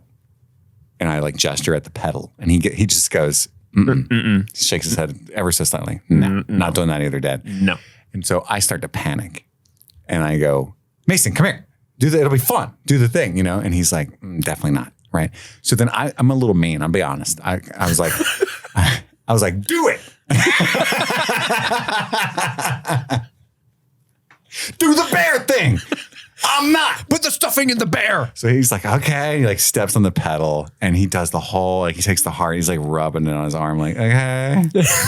And she's like, kiss it. And he's like, I'm so uncomfortable with this. Yeah. Why is my dad making me do this? I didn't. I just said, if it's one of us, it's you. But I would rather none of us had to do this. I just want to fill the fucking bear. So then that's over with. Thank God. And I have to go to like this other station where you choose all the clothes. So I buy the high-heeled witch boots, and I buy a sorting hat, and I buy a wand and a 9 3/4 ticket, and the robes, and all the accoutrements, a Hufflepuff scarf, and that's a lot of she's stuff. A Hufflepuffer. Yeah, rise up. I go to the cashier, and she's like, "That'll be $132.36." Apparently, $132.36. What was it originally? The $39.99 was what the completed Hogwarts bear said. $39.99, but apparently that was just the fucking skin. I don't know. So, and I'm a people pleaser, so like at that point, my wife's not even going to care that much. But she didn't even know she was. If I order a plate at a restaurant, I sit down, I say, "Hey, I'll take a barbecue burger." Just as I don't even sub anything. I'll take the bacon, I'll take the onion, I'll take everything. Tater tots, Saratoga chips, whatever you fucking want. I don't care. Sure, give it to me. They bring like a steak or a hot dog. They can bring me whatever and say, here you go. I'll eat it. Because you don't want to start a ruckus. And then leave a fat tip and leave. Just super sad and hungry still. I'm just that guy. I won't send food back. I don't correct anything, whatever. So that kind of person, she's like, I'm not going to just like take the stuffing out of the bear, unactivate the heart. This bear's alive now. It's alive. You can't kill it now. So I'm like, okay. And I hand her the money I had for the Blu-rays, all of it. And then like an extra $30 from my credit card. Well, we're not going to Best Buy anymore. And then, and then she's like, do you, I have to go to like this dressing station after I pay for it. And it's just me, 35. Dressing a bear. My son, 10. And all these other like little girls and little kids and their parents having a great time at all their own stations. And I'm just there like silently putting shoes on this bear and putting a tie on it. And, we're kind of giggling at this point. Like, what the fuck are we doing? I'm like, I don't know, dude. Yeah. And then I go home and my wife's like, oh, neat. And then neat. And just chucks it. Yeah. Cool. That was it. During the strike, it also afforded us the opportunity to bring on a bunch of rotating third guests as well. And one of the best guests we had over the summer was none other than Alex. And here's one of Alex's best clips from the summer. It was during our horror movie villain draft. And one of the categories was sex, like most fuckable. And Alex had a pretty unconventional selection for what horror movie villain he considered to be the most fuckable. There's only one choice I'm scared of for fuckable, unless Steve's got something so funny. Well, so for fuckable, I'm going Gillman from Creature from the Black Lagoon. See what I'm saying? Okay. Tell me I'm wrong. He is a horny sea monster that just wants to fuck. That's true. So give the webbed man what he wants. Is that what the Creature from the Black Lagoon is called? Is Gillman? Yeah, he's Gillman. Oh, okay. I always just called him the Creature from the Black Lagoon. Yeah, I mean, it's just that's a lot of words. It is. I mean, it doesn't have to be. No, I agree. I agree with you. I feel like this is a name that has come up within the last like 10 or 15 years. Yeah. Because when I was growing up, it was always the Creature from the Black Lagoon. But now that we live in a modern society where time is important, that people are like, we gotta fucking trim that. Yeah, that's gotta be trimmed down. Somewhere in the world tomorrow, Guillermo del Toro will be listening to this podcast, and when Alex chooses Gillman as most fuckable, he leans forward. He's going to nod vigorously. One of my favorite things that I've read that I wish I could take credit for was I saw someone call Shape of Water grinding Nemo. And that's great. I sat there, I was like, why are people smarter than me? I should have thought of that. But no, that's great. Gillman. And that's the other reason why I left Claude Rains off the list, is because I didn't want to double down too hard in Universal movies. Yeah. So Gillman gets it in there. I don't think it's the best Universal. Gets it in there. He gets it in there. But yeah, so I don't, of the Universal monster movies, it's not the one I think it's the best, but it's definitely my favorite. Yeah. I think he's cool as shit. He looks great. I think it's one of the better created monsters just that we've created as a country.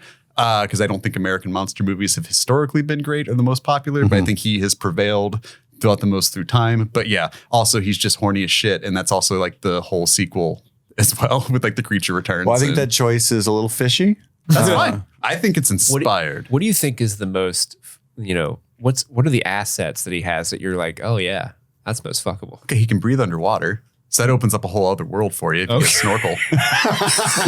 Okay. Opens up a whole other world. A whole new world. He's just cool as shit. I don't know. Maybe I have a weird deep-seated thing for aquatic seafaring creatures. Deep-seated thing? Yeah, deep red-seated. But like deep sea thing? Yeah, there's so much you could go for. And I think semen? If someone is just like most fuckable monster, I throw out Gillman, they're going to be like, you know what? I can't argue with that. I gotta be honest he's with not you. covered in burns. He doesn't need to wear a mask. This. He is what he is. The question was most fuckable I villain. love him for it. You didn't have to go monster. I know. But I did. I told you, sometimes these things are telling about a person. That's true. Like there's a whole host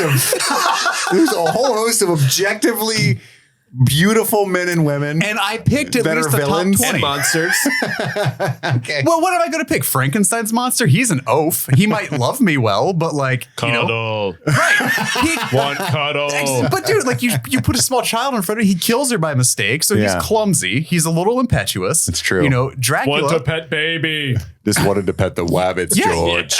Exactly. You got a fucking of Mice and Men Liddy situation. You're going to pick Dracula, and it's just like you gotta deal with Renfield. You're going Bela Lugosi. You're going Gary Oldman. You're going Christopher Lee.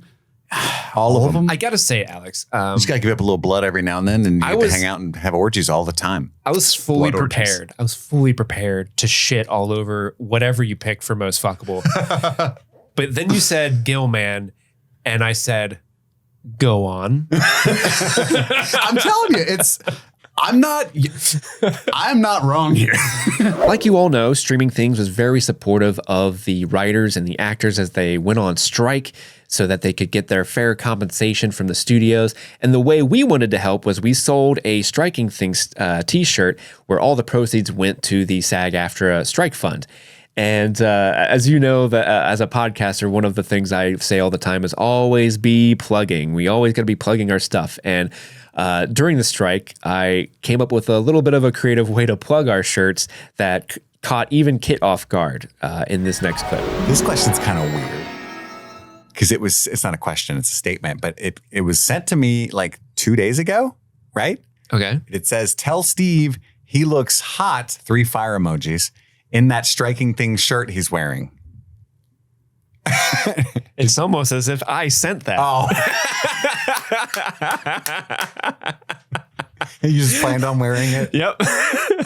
Always promoting, baby. Always be plugging. You're such a good... When you opened the door to let me in an hour ago, I went, wow, that's going to be weird later. I'm so dumb. It was obvious. You can get a Striking Things shirt just like this if you go into our merch store and purchase one, all the proceeds of which go to the SAG strike. Shameless.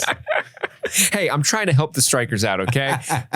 Studios, pay your artists. That's true. Pay your artists. They should definitely do that. While supporting the actors during the actor strike, we thought it would be fun for one of the episodes to cast the Streaming Things movie. Who was going to play the host of Streaming Things past and present? And that led to a couple of really funny moments that you guys thought deserved to be on the Best of 2023 episode. And so let's take a look at those clips. Okay, so the thing, and I don't agree with this, but like growing up, people always would say, oh my God, you look like Justin Timberlake. Don't agree with that it. for you. Don't agree with it. But Are you bringing the sexy back? constantly. Cry me a river. Dirty babe. On command, cry me a river to prove that you're JT. Cry me a river. I just meant literally cry. Oh, sorry. There's actually, when I worked at the movie theater, there was this really awkward moment. I was probably like 17 or 18 at the time, but I was working in the concession stand, and these 2 young girls my age. Thought you were him. No, but they did this thing where they came up, they ordered popcorn. So that involves me turning around, putting my back towards them. Yeah, twerking. And just popping it, just throwing ass.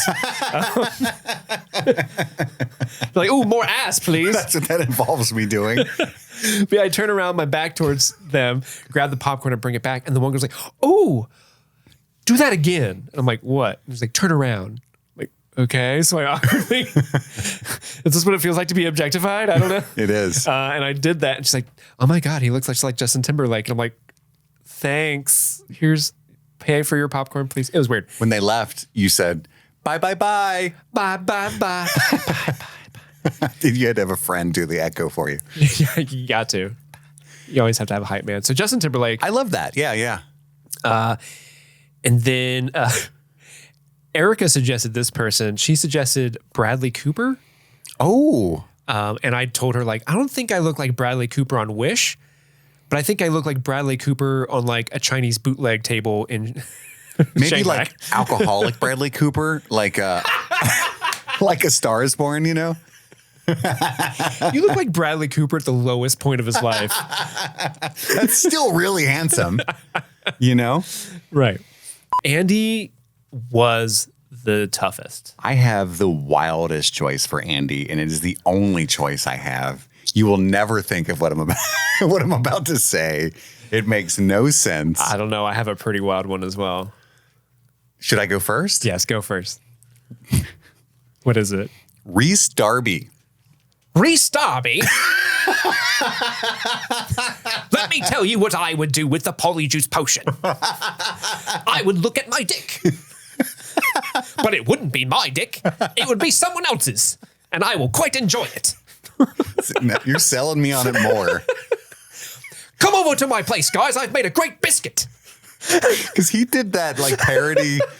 Isn't he like in the what movie is that? Yes Man or something, where he's at the Yes Harry Man. Potter party? That's right. I forgot about that. Come on, guys. I'm Harry Potter. Fucking. Okay. And Zooey Deschanel's in that. Oh my God. If nothing else,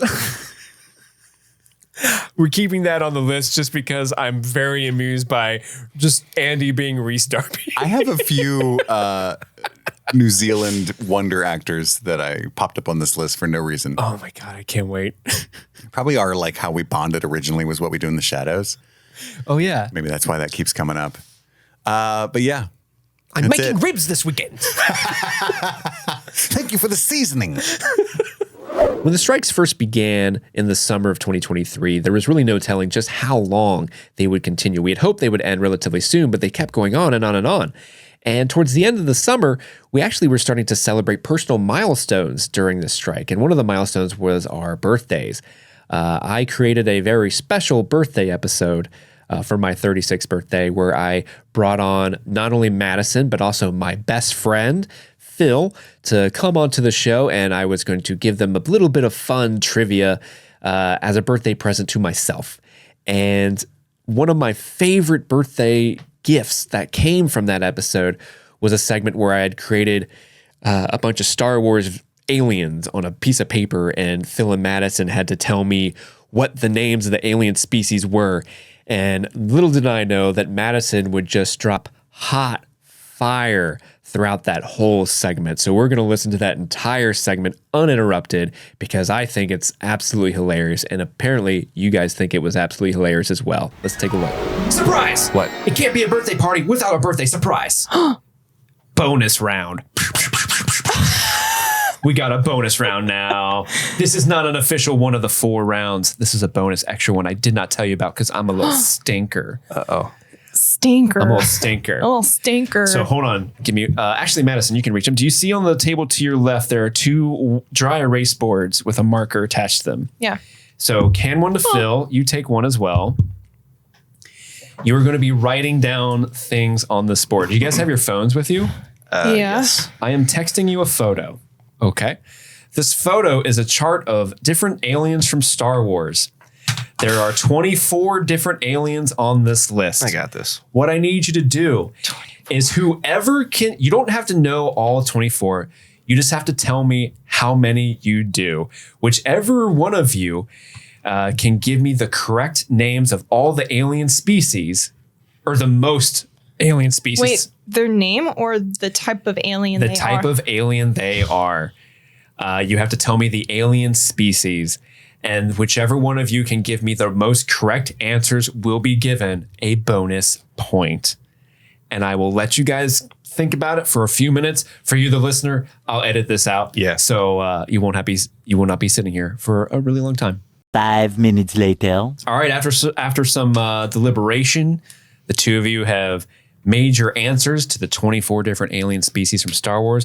Madison, let's start with you. You've been writing a lot over there. I'm interested to see what you got. You know, this is such a disadvantage for Phil because I knew all of the names of these aliens. So much so that I didn't want to. Yeah. I didn't want to, sweep the floor with them. So Phil, gave this round to you and just named these men Innocent men and women, my first impressions. But I couldn't do that to Chewbacca. So my first number 1 is a Wookiee. I also have Wookiee on my list. Yes. Okay.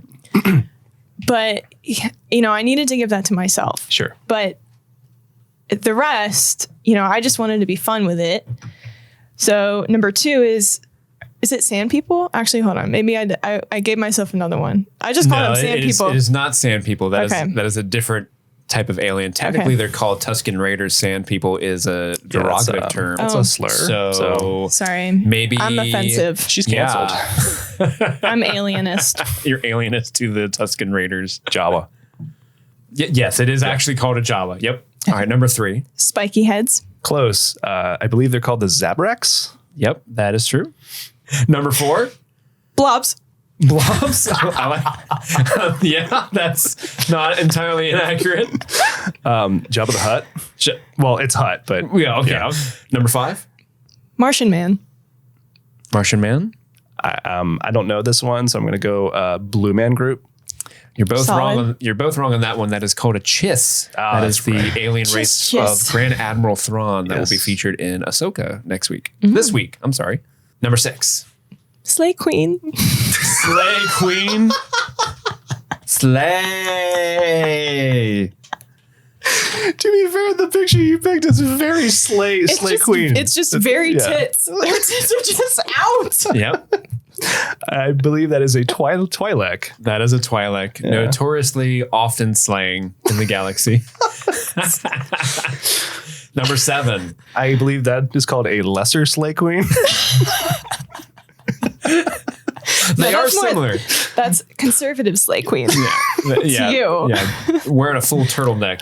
That's, can I have a little bit of Slay as a treat? No, I'm sorry. The real answer is a Togrutan. Number 8. I knew that. Number 8. Yep. Lil Wookiees. Lil Wookiees. Little Wookiees. I don't even like the real name as much as Lil Wookiees. Little Wookiees is a much better name. I know. Those are Ewoks. Those are Ewoks. But forever known for the rest of time as Lil Wookiees. Little Wookiees. Number 9. Jersey Shore Guido. Wow. Wow. In a weird way, you're That's very kinda close close. to the character's name. That's kind of nuts. The character's name is Greedo. Greedo. Actually, so Yeah, close. yeah. But he is a Rhodian. That is true. He is a Rhodian. Number 10. Sketch artist gone wrong. Sketch artist gone wrong. Okay. I like that. Phil, were you able to come up with its name? For some reason, I am totally blanking, and it makes me so mad. So I'm going to go Tunaman. Yeah, I'm sorry. It's not Tunaman. That is a Mon Calamari. See, How did I you knew not it was. know that? I know. I'm so stupid. Hit him with it, Madison. Number 11. None. None? Oh, because he has a hat. He's wearing like a nun. Okay. N-U-N. N-U-N. Okay.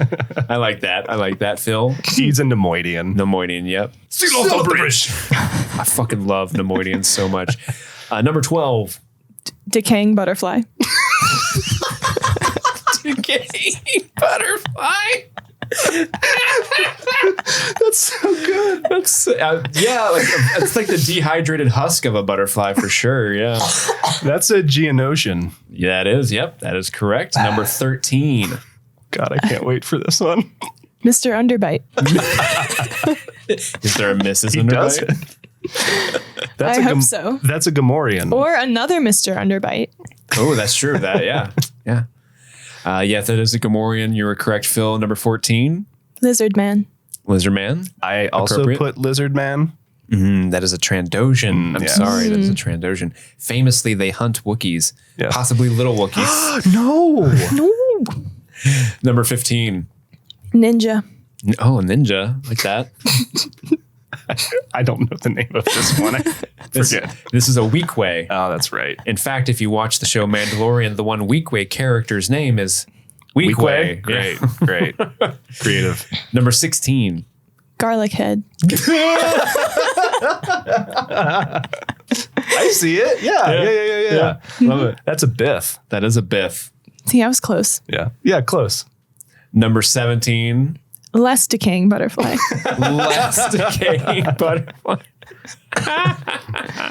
Toydarian. That is a Toydarian. Your mind tricks don't work on me. Only money. Number 18. My neck. My neck. My neck and my neck.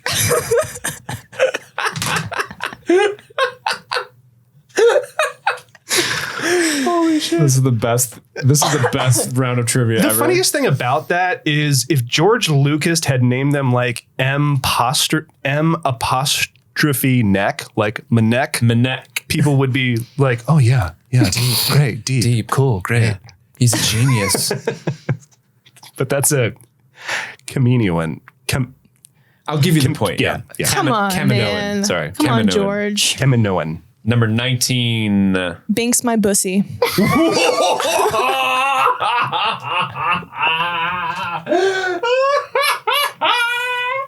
Yes.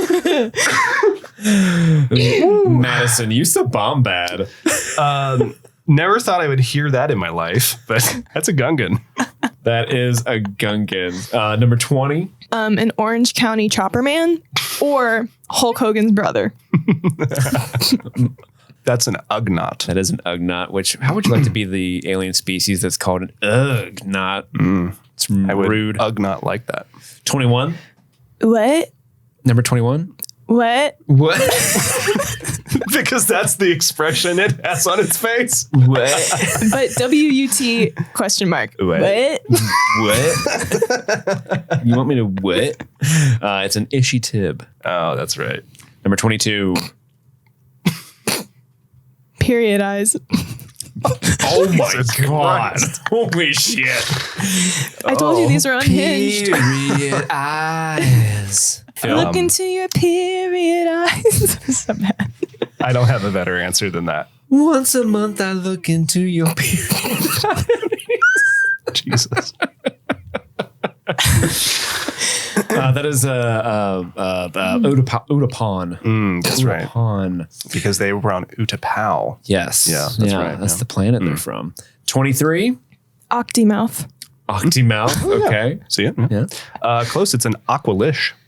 Oh. This is actually a Quarren. Oh, crap. Wow. You're thinking Phil. of the dude in the bar that's like, he doesn't like you, like the guy with they look more like walruses. No, that's right. Yeah. But no, that's a Quarren. Womp womp. And the last but not least, number 24. Fuck them elbows. Fuck them elbows. You're right. Or wacky ass arms man. Yeah, true. I forget Sebulba's species name, so I'm just gonna go with Banthapudu. Banthapudu. Yeah. That sounded Simlish.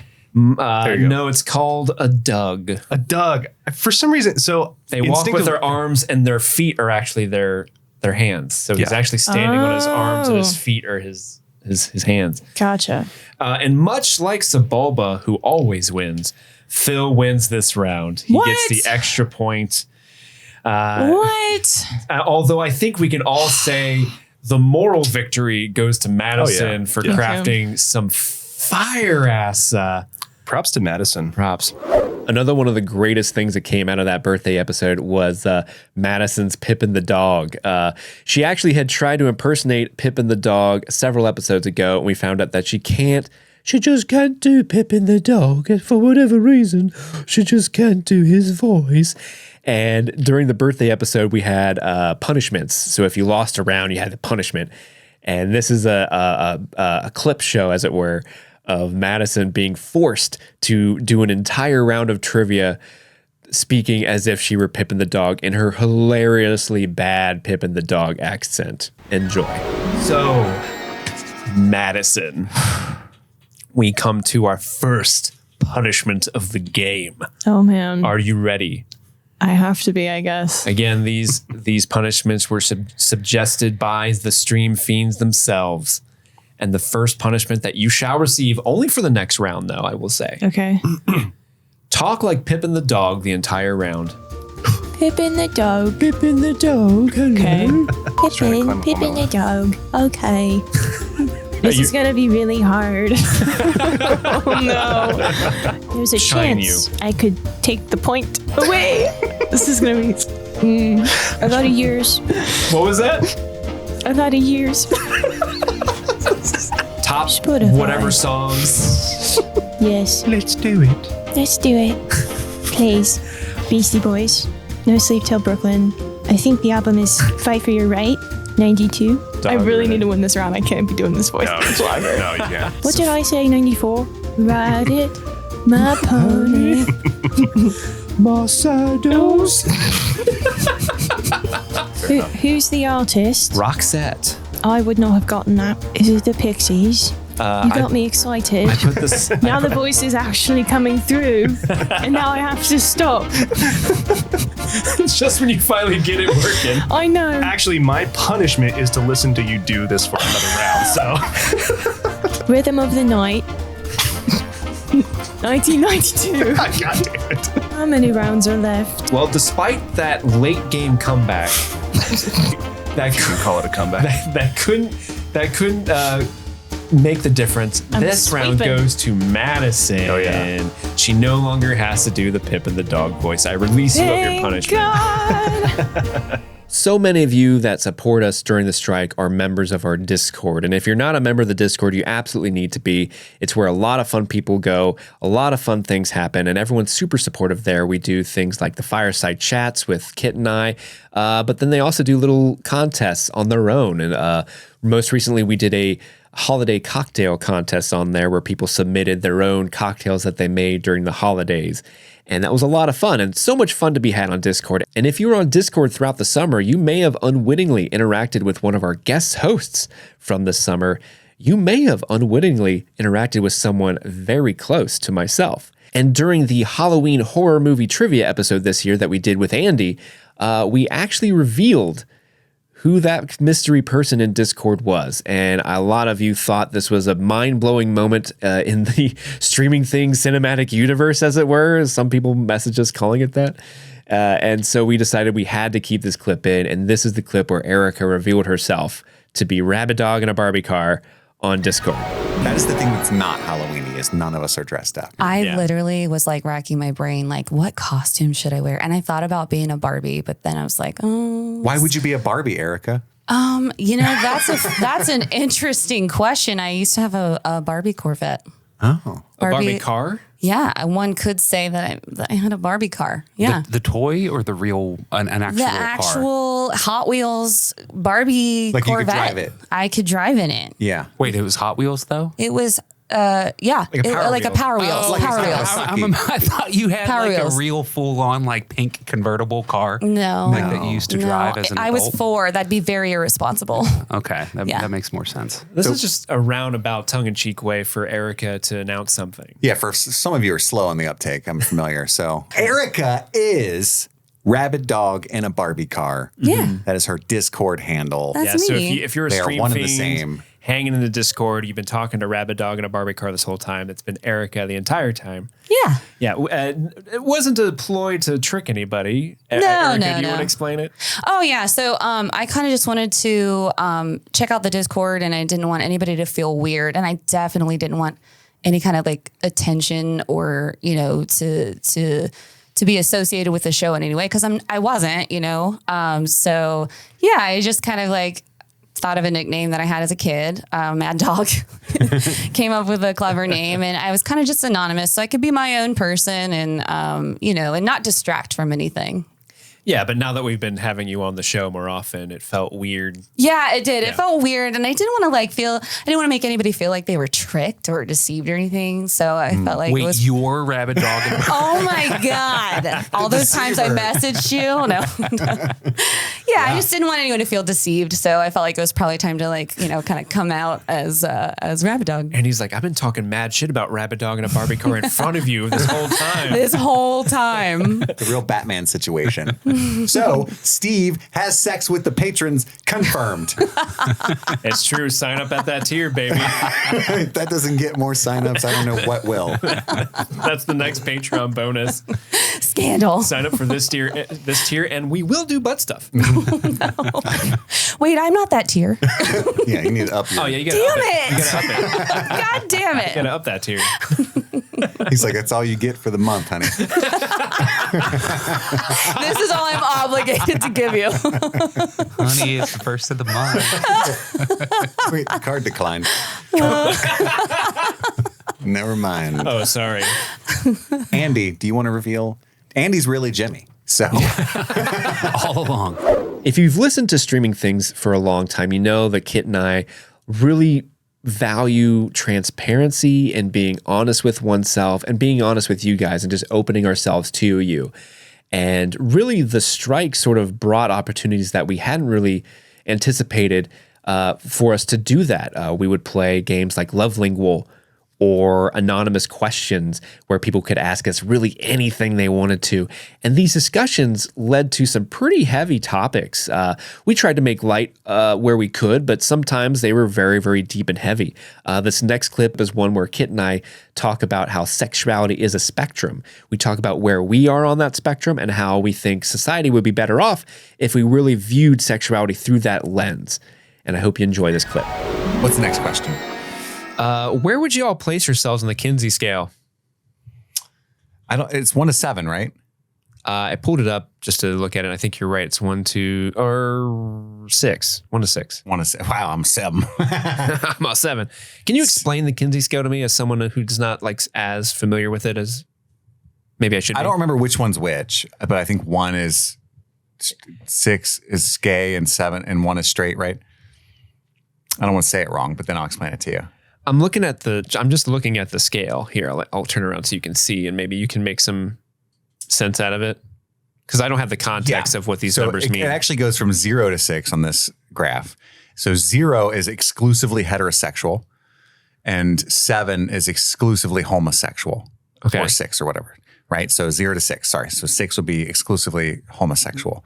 And so Dr. Kinsey was positing that that sexuality is a spectrum. It's not gay or straight, right? Or it's where everybody's a little gay, except for people at 0, right? And so I identify as bisexual. Mm-hmm. I would say I'm somewhere. I don't know if this is educated or not, but just looking at the graph, I don't know, in the 4 range. 4?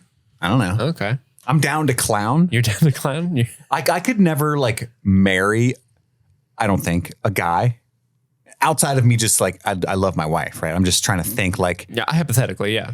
I don't think I would have a fulfilling long-term romantic relationship with a man, personally. I can't imagine that.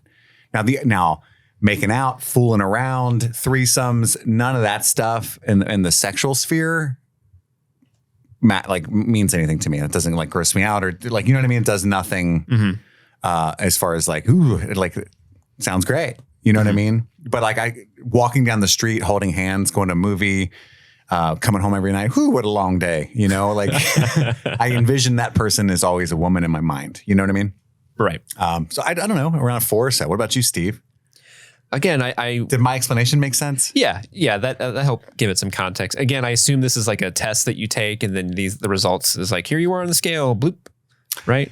Yeah, I guess. I thought it was more hypothetical, honestly. Oh, okay. I've never taken a Kinsey scale test. I'd be down to. What is that test like? I don't know. Here are 3 penises. Which one would you suck? And then if you pick one of them, they're gay. Gotcha. No, if I had to, again, not fully understanding the complexity of this graph, I would guess somewhere a 2, maybe. Where I know I wouldn't be able to have any sort of sexual relationship with a guy just because the parts don't interest me in that way. Yeah. But balls. Yeah.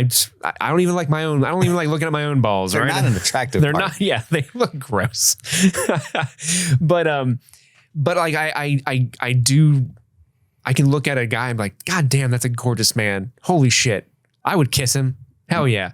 But And of course, everyone knows, I just let me see that dick. Whenever there's a movie, I'm always let me see that dick because I find it empowering. Yeah, show me that dick. Sure. I don't look at. I'm not excited sexually. Be ooh, I'm titillate. I'm yes, show it. Be naked. Do it. Yeah, probably around there. I think. Is that fair? Would you know me pretty well? Do you agree with that? I think so. Okay. I also don't think you're. I'm not a super sexual being anyway. Yeah, you're not a super just horny guy in general, right? But it made me think of Ron White of all people, the blue collar comedian. Yeah. Have you ever heard? I want to bring this back. Can't wait to see where this goes. Because as a young man, my first kind of I don't know what the word is, but like he talked about how everybody's a little gay, and coming from like the blue collar comedy tour, That's pretty. It carried more weight than if like Ricky Gervais was talking about it. You know what I mean? Right. And his whole bit made complete logical sense too. And his whole shtick of this bit was that he was explaining this to an even more redneck man, right? And he's like, I told my buddy the other day, like, hey, we're all a little gay. And my friend was like, no, I'm not. I'm 100% straight. And I said, okay. You ever watch porn? And he was like, yeah, I love porn. Okay. You only watch porn with two women? No, I love watching a man make love to a woman. Okay. You like it when their dicks are soft? No, I like big, hard. And like, that's his bit, right? Is that the guy was shocked at what he was saying. Yeah. But I remember, I don't even know how old I was. Definitely not old enough to be watching that, I don't think. But I remember thinking like, you know, it was just like I too like a hard dick.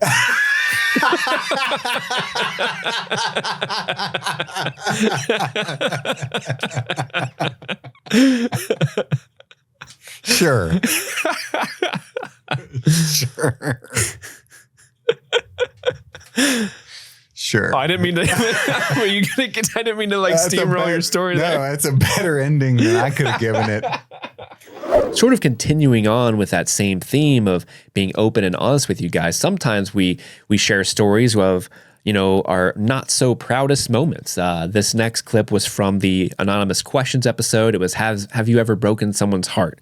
And so Kit and I share a couple stories each about times in our lives that we're not proud of, that we broke people's hearts, that we aren't proud of ourselves for. And you know, this isn't like a funny haha clip that we've had so much in this episode already, but it's a very true and honest and thoughtful clip that I think a lot of people appreciate. You know, this is the serious, introspective, honest side of streaming things that, you know, maybe isn't always there, but we make it a point to not shy away from when we can. And so if you haven't heard this clip already, I hope you were able to take something from it, but at the very least, I hope you enjoy this honest discussion about our lives. And ask you a question. Hit me with past and future. I wonder what that's like. Past and future. Oh man. What? This is a doozy. I'm sorry. Really? Have you ever broken someone's heart? Yes. Do you want to elaborate? We don't have to elaborate if you don't want to. I'm trying to think. Many times, you know, I was an addict, right? So I let people down constantly, but also a dumb kid. You know, I didn't have much guidance from my parents. My mom was bipolar. My dad was in and out of prison. So they were good people at heart, but not on paper. And they loved me very much. I've said many times on the show, like, I'm grateful. Like they told me they loved me many times a day. They hugged me a lot, you know. And so I feel like a lot of like affluent kids maybe didn't have that. And so I kind of got lucky in that regard, you know, where I'm very comfortable expressing my feelings because of them. But also like, you know, I've always like had very low self-confidence and compensated by being very vocally fake confident. And so I think that's like the worst combo, because then people think you're an arrogant douche, but really you hate yourself. So it's like the worst of both worlds. You know what I mean? Yeah. I get that. And so like I have struggled in the past with like fidelity, I guess. I'm a serial monogamist. And so like I dated the same girl in high school from like 15 to all the way through my first year in college. And I cheated on her with like, our friend. And then I dated her for like 2.5 years. And that didn't end well because we were both addicts. And I was only single for like a few months and had a couple things, and then got my heart broken at 21 by a girl that I was just so infatuated with. And we weren't even like technically in a relationship. We just like all lived in the same like flop house. Mm-hmm. It was like 5 of us in a 2-bedroom house, and we partied all the time. And her and I just kind of like hooked up for 6 months, and I was like obsessed. And one day she like left me a note, like, I'm at this party, which was like her ex-boyfriend's party. And I was like destroyed. And she like basically said like, don't come. Like, this is where I'm at though, you know? Yeah. And I was like crying my eyes out and stuff. I ended up getting kicked out of that house over like the drama of me crying and stuff over her. Because I didn't pay rent or anything. I was just like an addict. So it was like, oh, I was like, you need to go if you're not being like fun to be around. Yeah.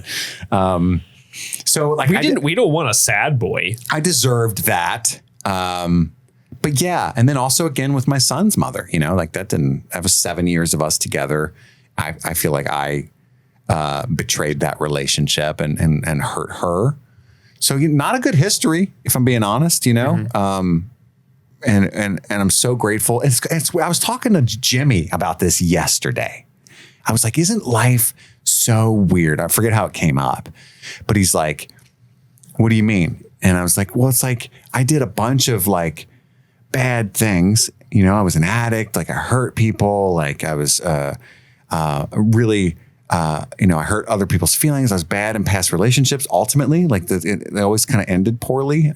And yet, if I hadn't done that, I wouldn't be with my current wife. Like I would have never met her because I wouldn't have put myself in that position. Like my daughter wouldn't exist if I didn't screw up. So like, isn't life weird? And I was like, and look, I did some like 100% no arguing bad things, but look my daughter in the face and tell her I made mistakes. Look at her super cuteness and say, you shouldn't be here. I dare you because you can't. She's too cute. Yeah, she won't even understand. I don't know. I think that's interesting, and but anyway, and I had to make amends to all of those people. And when I got sober, and it was uncomfortable, and I'm glad that I did it. And I've had good conversations with those women, and people do stuff when they're young, and I don't like talking about that. So, but I appreciate this game. I appreciate your openness and honesty, buddy. It's always been a trait of yours that I highly admire. Regret all of that, but I did it. Hey, I talked about reverse cowgirl earlier, so I don't even think that's controversial. What about you? Have I broken someone's heart? Yeah. Yeah, of course. Yeah, like similarly, like I've had relationships that didn't end as I would prefer. Sure. Right. There's one girl specifically. She was kind of a mess when we were kind of doing our thing. Like we were dating, but not really. It was just this really weird time. I was in a very bad place. It was the lowest point in my life. This was like around 2010, 2011, 2012, that year. Those years, that was a very low point in my life where I had just gotten out of a 5-year relationship with someone who broke my heart. I didn't have the emotional maturity to deal with that. And so my way of dealing with it was doing anything and everything that didn't remind me of her. And because she was a pretty, upstanding person, that pretty much like how I am now, like I like went to like partying and doing some, not like hard drugs, but some drugs, and which was weird for me at the time. It was like it was a very big detour of who I was as a person at the time. And I ended up dating this person who was like the opposite of me.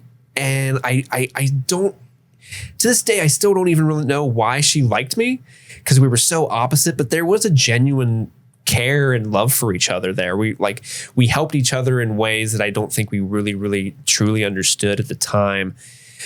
But because she was an ex-girlfriend of one of my really, really good friends, I shouldn't have been in that position with her. And it's something that's I rarely still talk about. And so I always felt guilty around her, and I never really gave her the chance to be my girlfriend, because it's like, oh, I shouldn't even be with you. And that was really shitty of me to do at the time. And I knew like she really, really wanted that relationship with me. And in some way I wanted it with her, but I knew we weren't, like, I just knew it wasn't a good thing. Because even though we helped each other, we also brought out the worst in each other. Like me, like I am a pretty non-confrontational, I'll work with anybody on anything. But this woman would I remember like screaming at her, and she would scream at me, and it was just not pretty. It was not a pretty relationship. And eventually, like, I have this. So growing up, my mom always told me, hey, just because you break up with someone doesn't mean you can't still be friends or respect them. And I've always held true to that. Like I may not be friends with all of my exes, but I have a reasonable relationship where if we were in a room together, we would probably, it wouldn't be like, oh God. Yeah. Yeah. We would probably come together like, oh my gosh, how are you? I'm so happy to see you. Are you doing well? Oh, I'm so excited.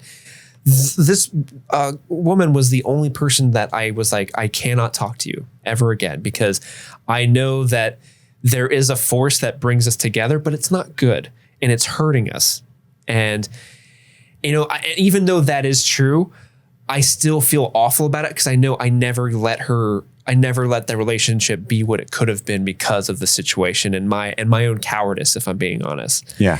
And she didn't deserve that. And I think that really broke her heart. And I feel bad about it to this day. Yeah. And I hope she's doing well.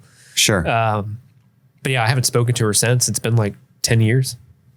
Yeah, I think all of us as human beings will have like these moments of, and that's why we try to distract ourselves with movies and TV and video games and jobs, because it's in those quiet moments often where like, oh, I forgot I said that to that kid in 3rd grade. What a piece of shit move. I hope he's okay. And you just get sad. Yeah. I've been doing that. And I'm in a 12-step program where those moments are supposed to be alleviated by the process of making amends. And so you can just truly and fully focus on the present. Because it's worry about the future and morbid reflection on the past that causes us to drink and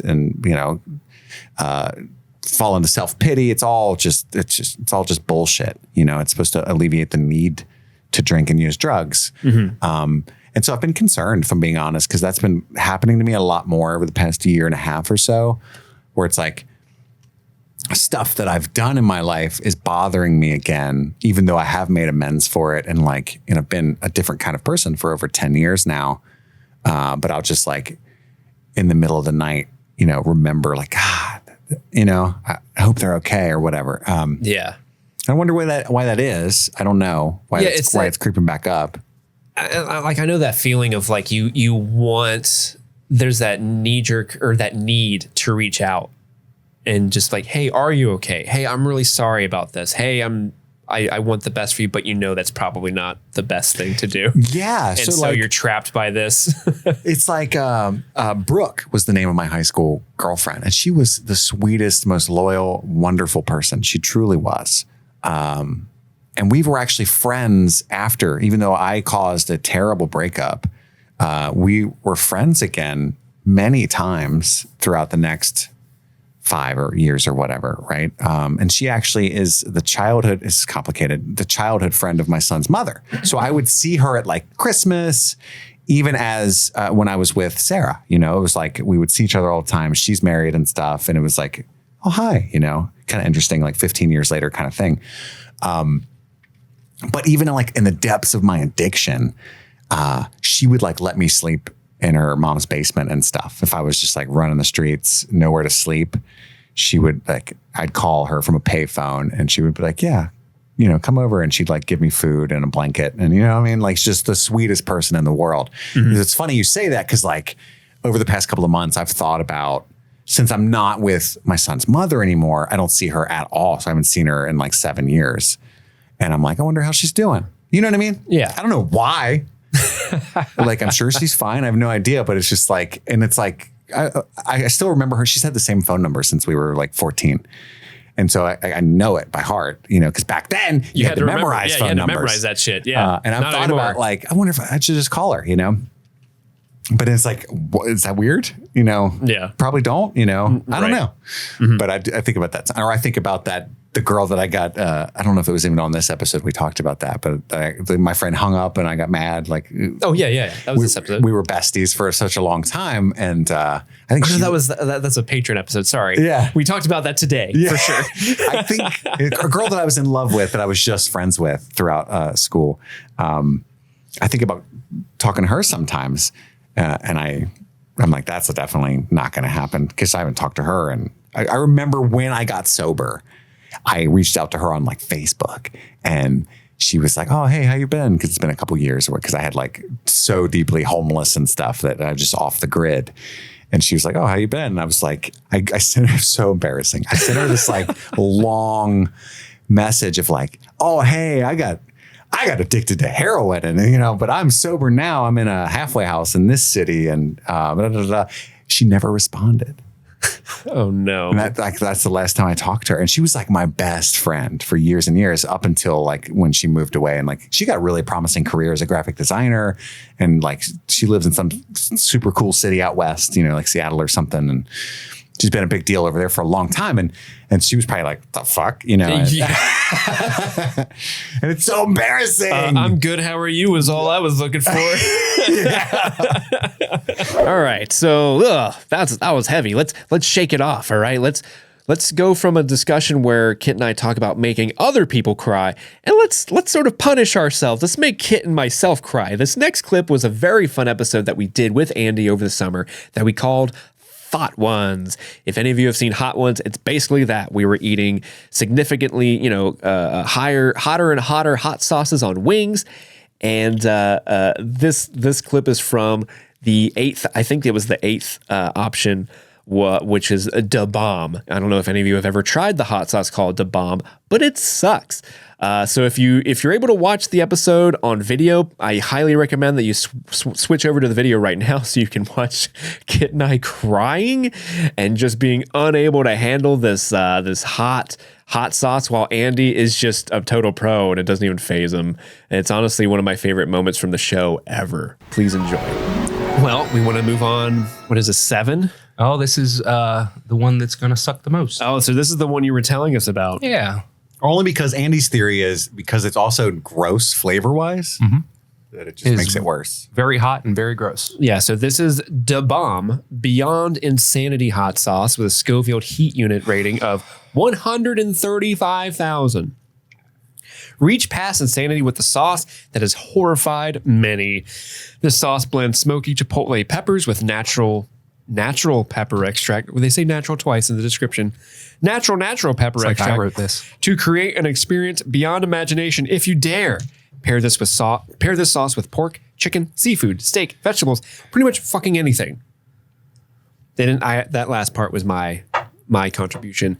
That sauce looks harrowing. It is awful. It's got like a shitty blood like color to it. Yeah, already crying, Chris. I feel you.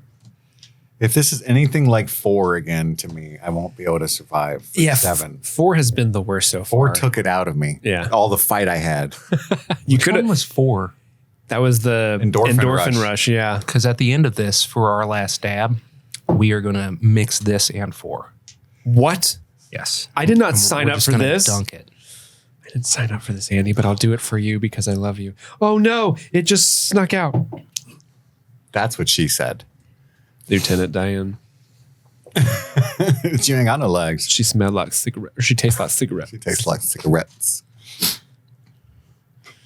And then one day, for no particular reason at all, we did Thought Ones on the pod. I was running. Any excuse to eat chicken wings with my homies. All about it. Oh, man. So Andy's bat signal is either just like chicken wings or just a Heath bar. You just throw that up in the sky and Andy will just appear. My dude. Okay, we ready? Let's do it. Down the hatch.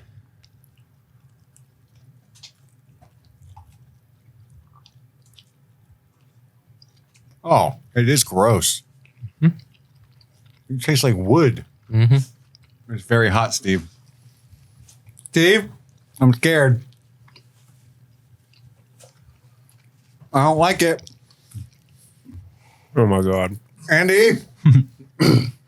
Kit? My wing is also burnt, so that's not helping. Oh my God, dude.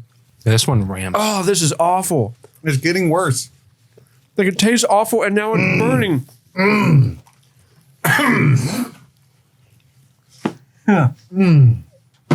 In no way could I swallow that. Oh, did you spit it out? Do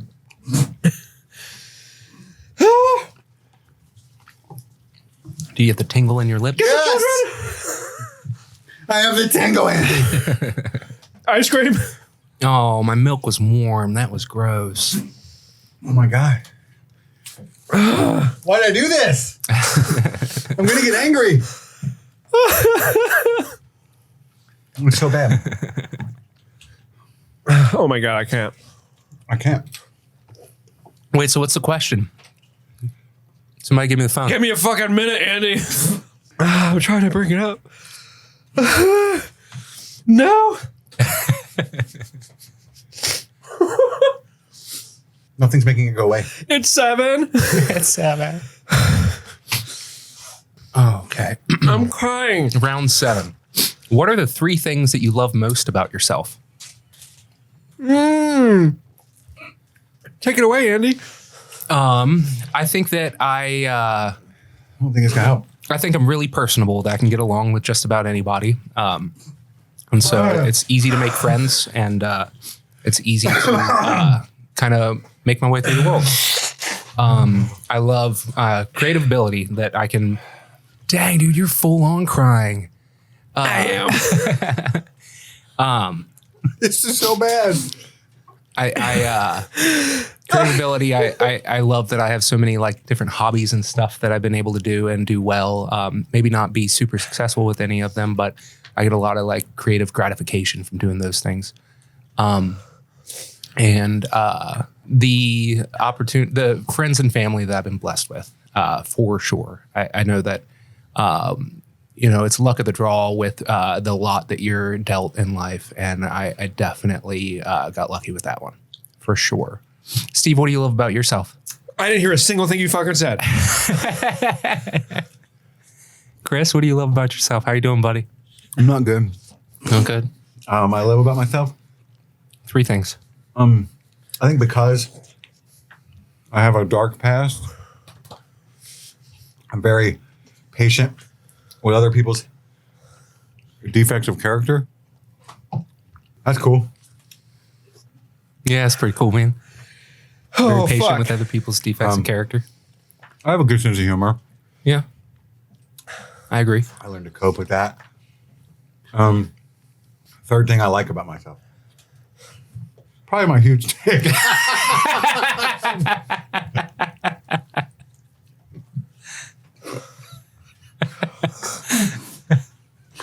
Dude, Steve's having a hard time.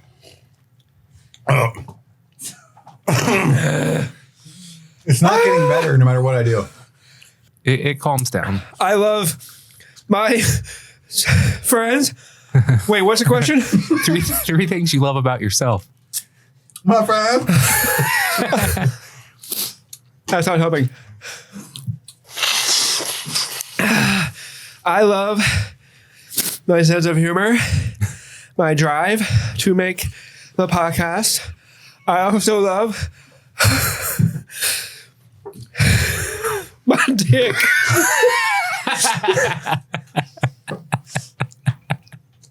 It gets me where I need to go.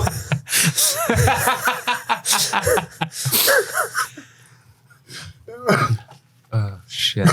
Whose idea was this show? I think it was Madison's. And she isn't here. That's not fair. You guys are eating bread? Oh my God, No, it dude. didn't help at all. Wow. I can't chew. It just turned off. Yeah. Wow. You got there? Yeah. Mine not turn off.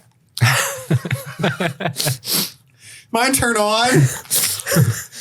I'm literally, I need a napkin. Please, assistant. I need a napkin so bad. She already. Oh my God, thank you. I'm like literally leaking out of every orifice on my face. I came. Like, Annie looked over at me and I'm like literally in tears.